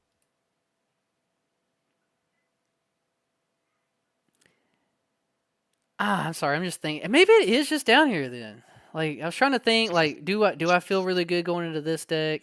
Maybe not. They blow me up. I didn't see another body to come up. Maybe Well, Roy I think that's just. I think it's better than the purple. Yeah, that right there. I think that's exactly Yeah. where it There we belongs. go. It's. I have like not played the game one time, and that feels really really bad. But like I played like 8 games with this deck, and all the other times it felt really like not as powerful. I definitely don't think it's as powerful as the other Ava decks, but I do think it's still really really strong. Uh, don't know if anyone's gonna. This will be the one that like technically half the cards in this deck like people have put some combinations like in their spear, right? Like the SR Kawaru, a lot of the color trigger like that's in here. I've seen some people like going down to 3 spears and trying to be greedy with Yep. some 4 costs, like But vicariously when we like talk, these two, but straight pure is definitely the best way to go. well, when we talk about the other Kawaru deck, we're talking about like the color trigger Kawaru, right? We're talking about all of the weaker purple cards, Yes, right? yes, yes. So, yeah, we're talking about what the zero drop Shinji that like mills a random card. It's just not. Mm-mm. It's just not as good. Yes, I agree. I think I'm good on this. I think this looks Yeah, better. This one was yeah. irking me. It really No, I was. agree. Yeah, Yeah, like no, me it, too. because it's a good deck, but it's. I think the other Ava decks just being so much better. I think there's definitely a clear line between like this deck, the Karu deck, and then the other Ava decks. Like they're definitely better. But this deck is what Union Arena just has going on for it, right? Newer decks typically have like a lower ceiling than the older decks, and you can feel it pretty evidently in like the effects and how much value you get when you raid and do everything when they're popping off. All right, I think we're good. We don't have to go through the rogue. I think this kind of sums it up. I guess one thing, if there is like one random deck, I guess it had to be from this one. It had to be from tier 2, right? Or rogue, you could pick one.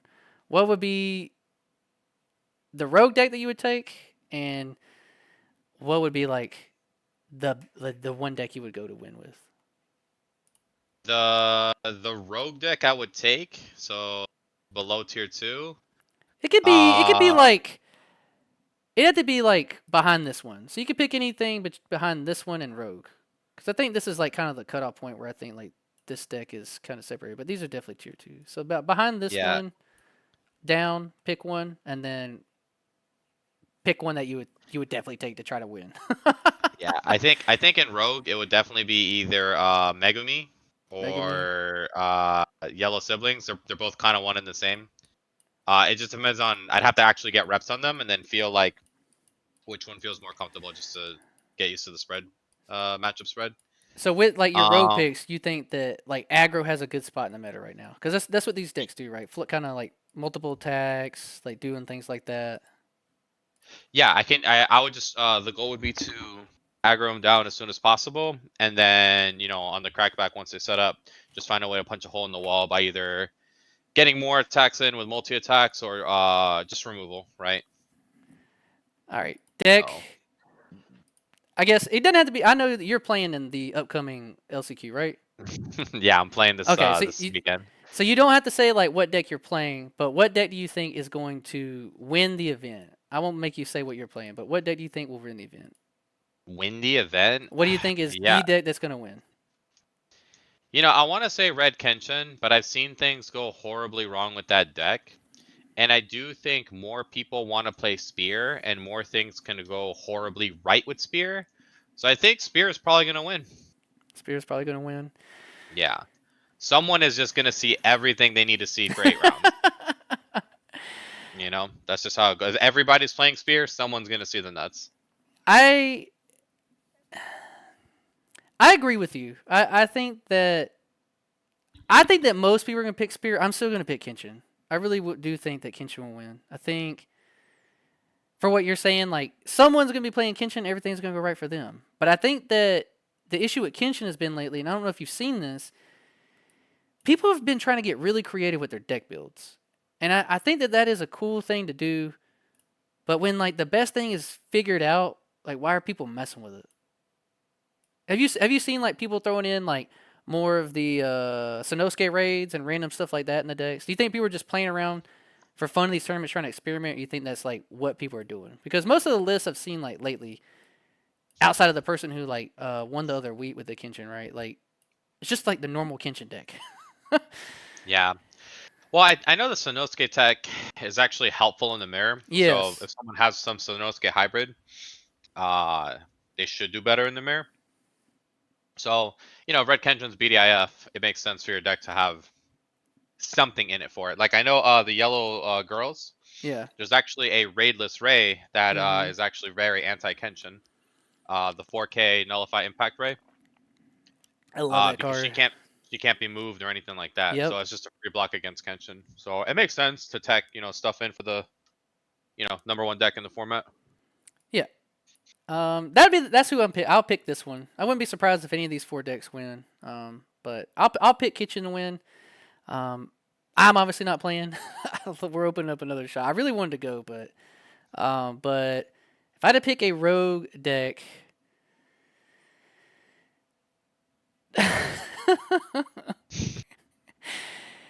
it would be the homunculus deck. I'm serious. Yeah. I'm serious. Like I like as much as I like want to say Godwayne, people at least know what this deck does. I think there's a benefit for like people maybe not knowing what a lot of your cards doing and like Yes. some kind of aspect of that. And if anyone like tries to take any advice of this, sometimes surprise and people not knowing into a meta where, especially like this, there's so many decks to test against. I think this will be one where like a rogue deck or two, I think, might sneak in just because so many people can't test against all these like anything down here that people are testing against would be pretty like not ideal for like if you and I were testing. I don't think either of us would try to test into any of these matchups. Right. Like a lot of our time would have to be spent from like this tier 1 to 2 halfway up, and I just think like how you were talking about like your aspect of like rushing down with these guys lower to the ground. Um, I'd pick the homunculus just because I think the envy, like people get stuck on uh the pride for doing the double attack and everything like that, but envy coming down, letting you get the draw, like impacting the board, and then them not wanting to kill it and you getting to choose like when you get to sideline yourself and then also tap something down is it's pretty good. I've been liking the games I've gotten into stuff, which is surprising. I wouldn't pick one of my green snites, but these Ava decks are too consistent for any kind of crazy build 'em up shenanigans. I think. Yeah, because they're doing the same thing, but like they're Yeah, building them they're up better, like faster. Spear is that deck, but also rushes down 6 cost bodies for free. Yeah. It's so good. It's really oppressive when it does its thing.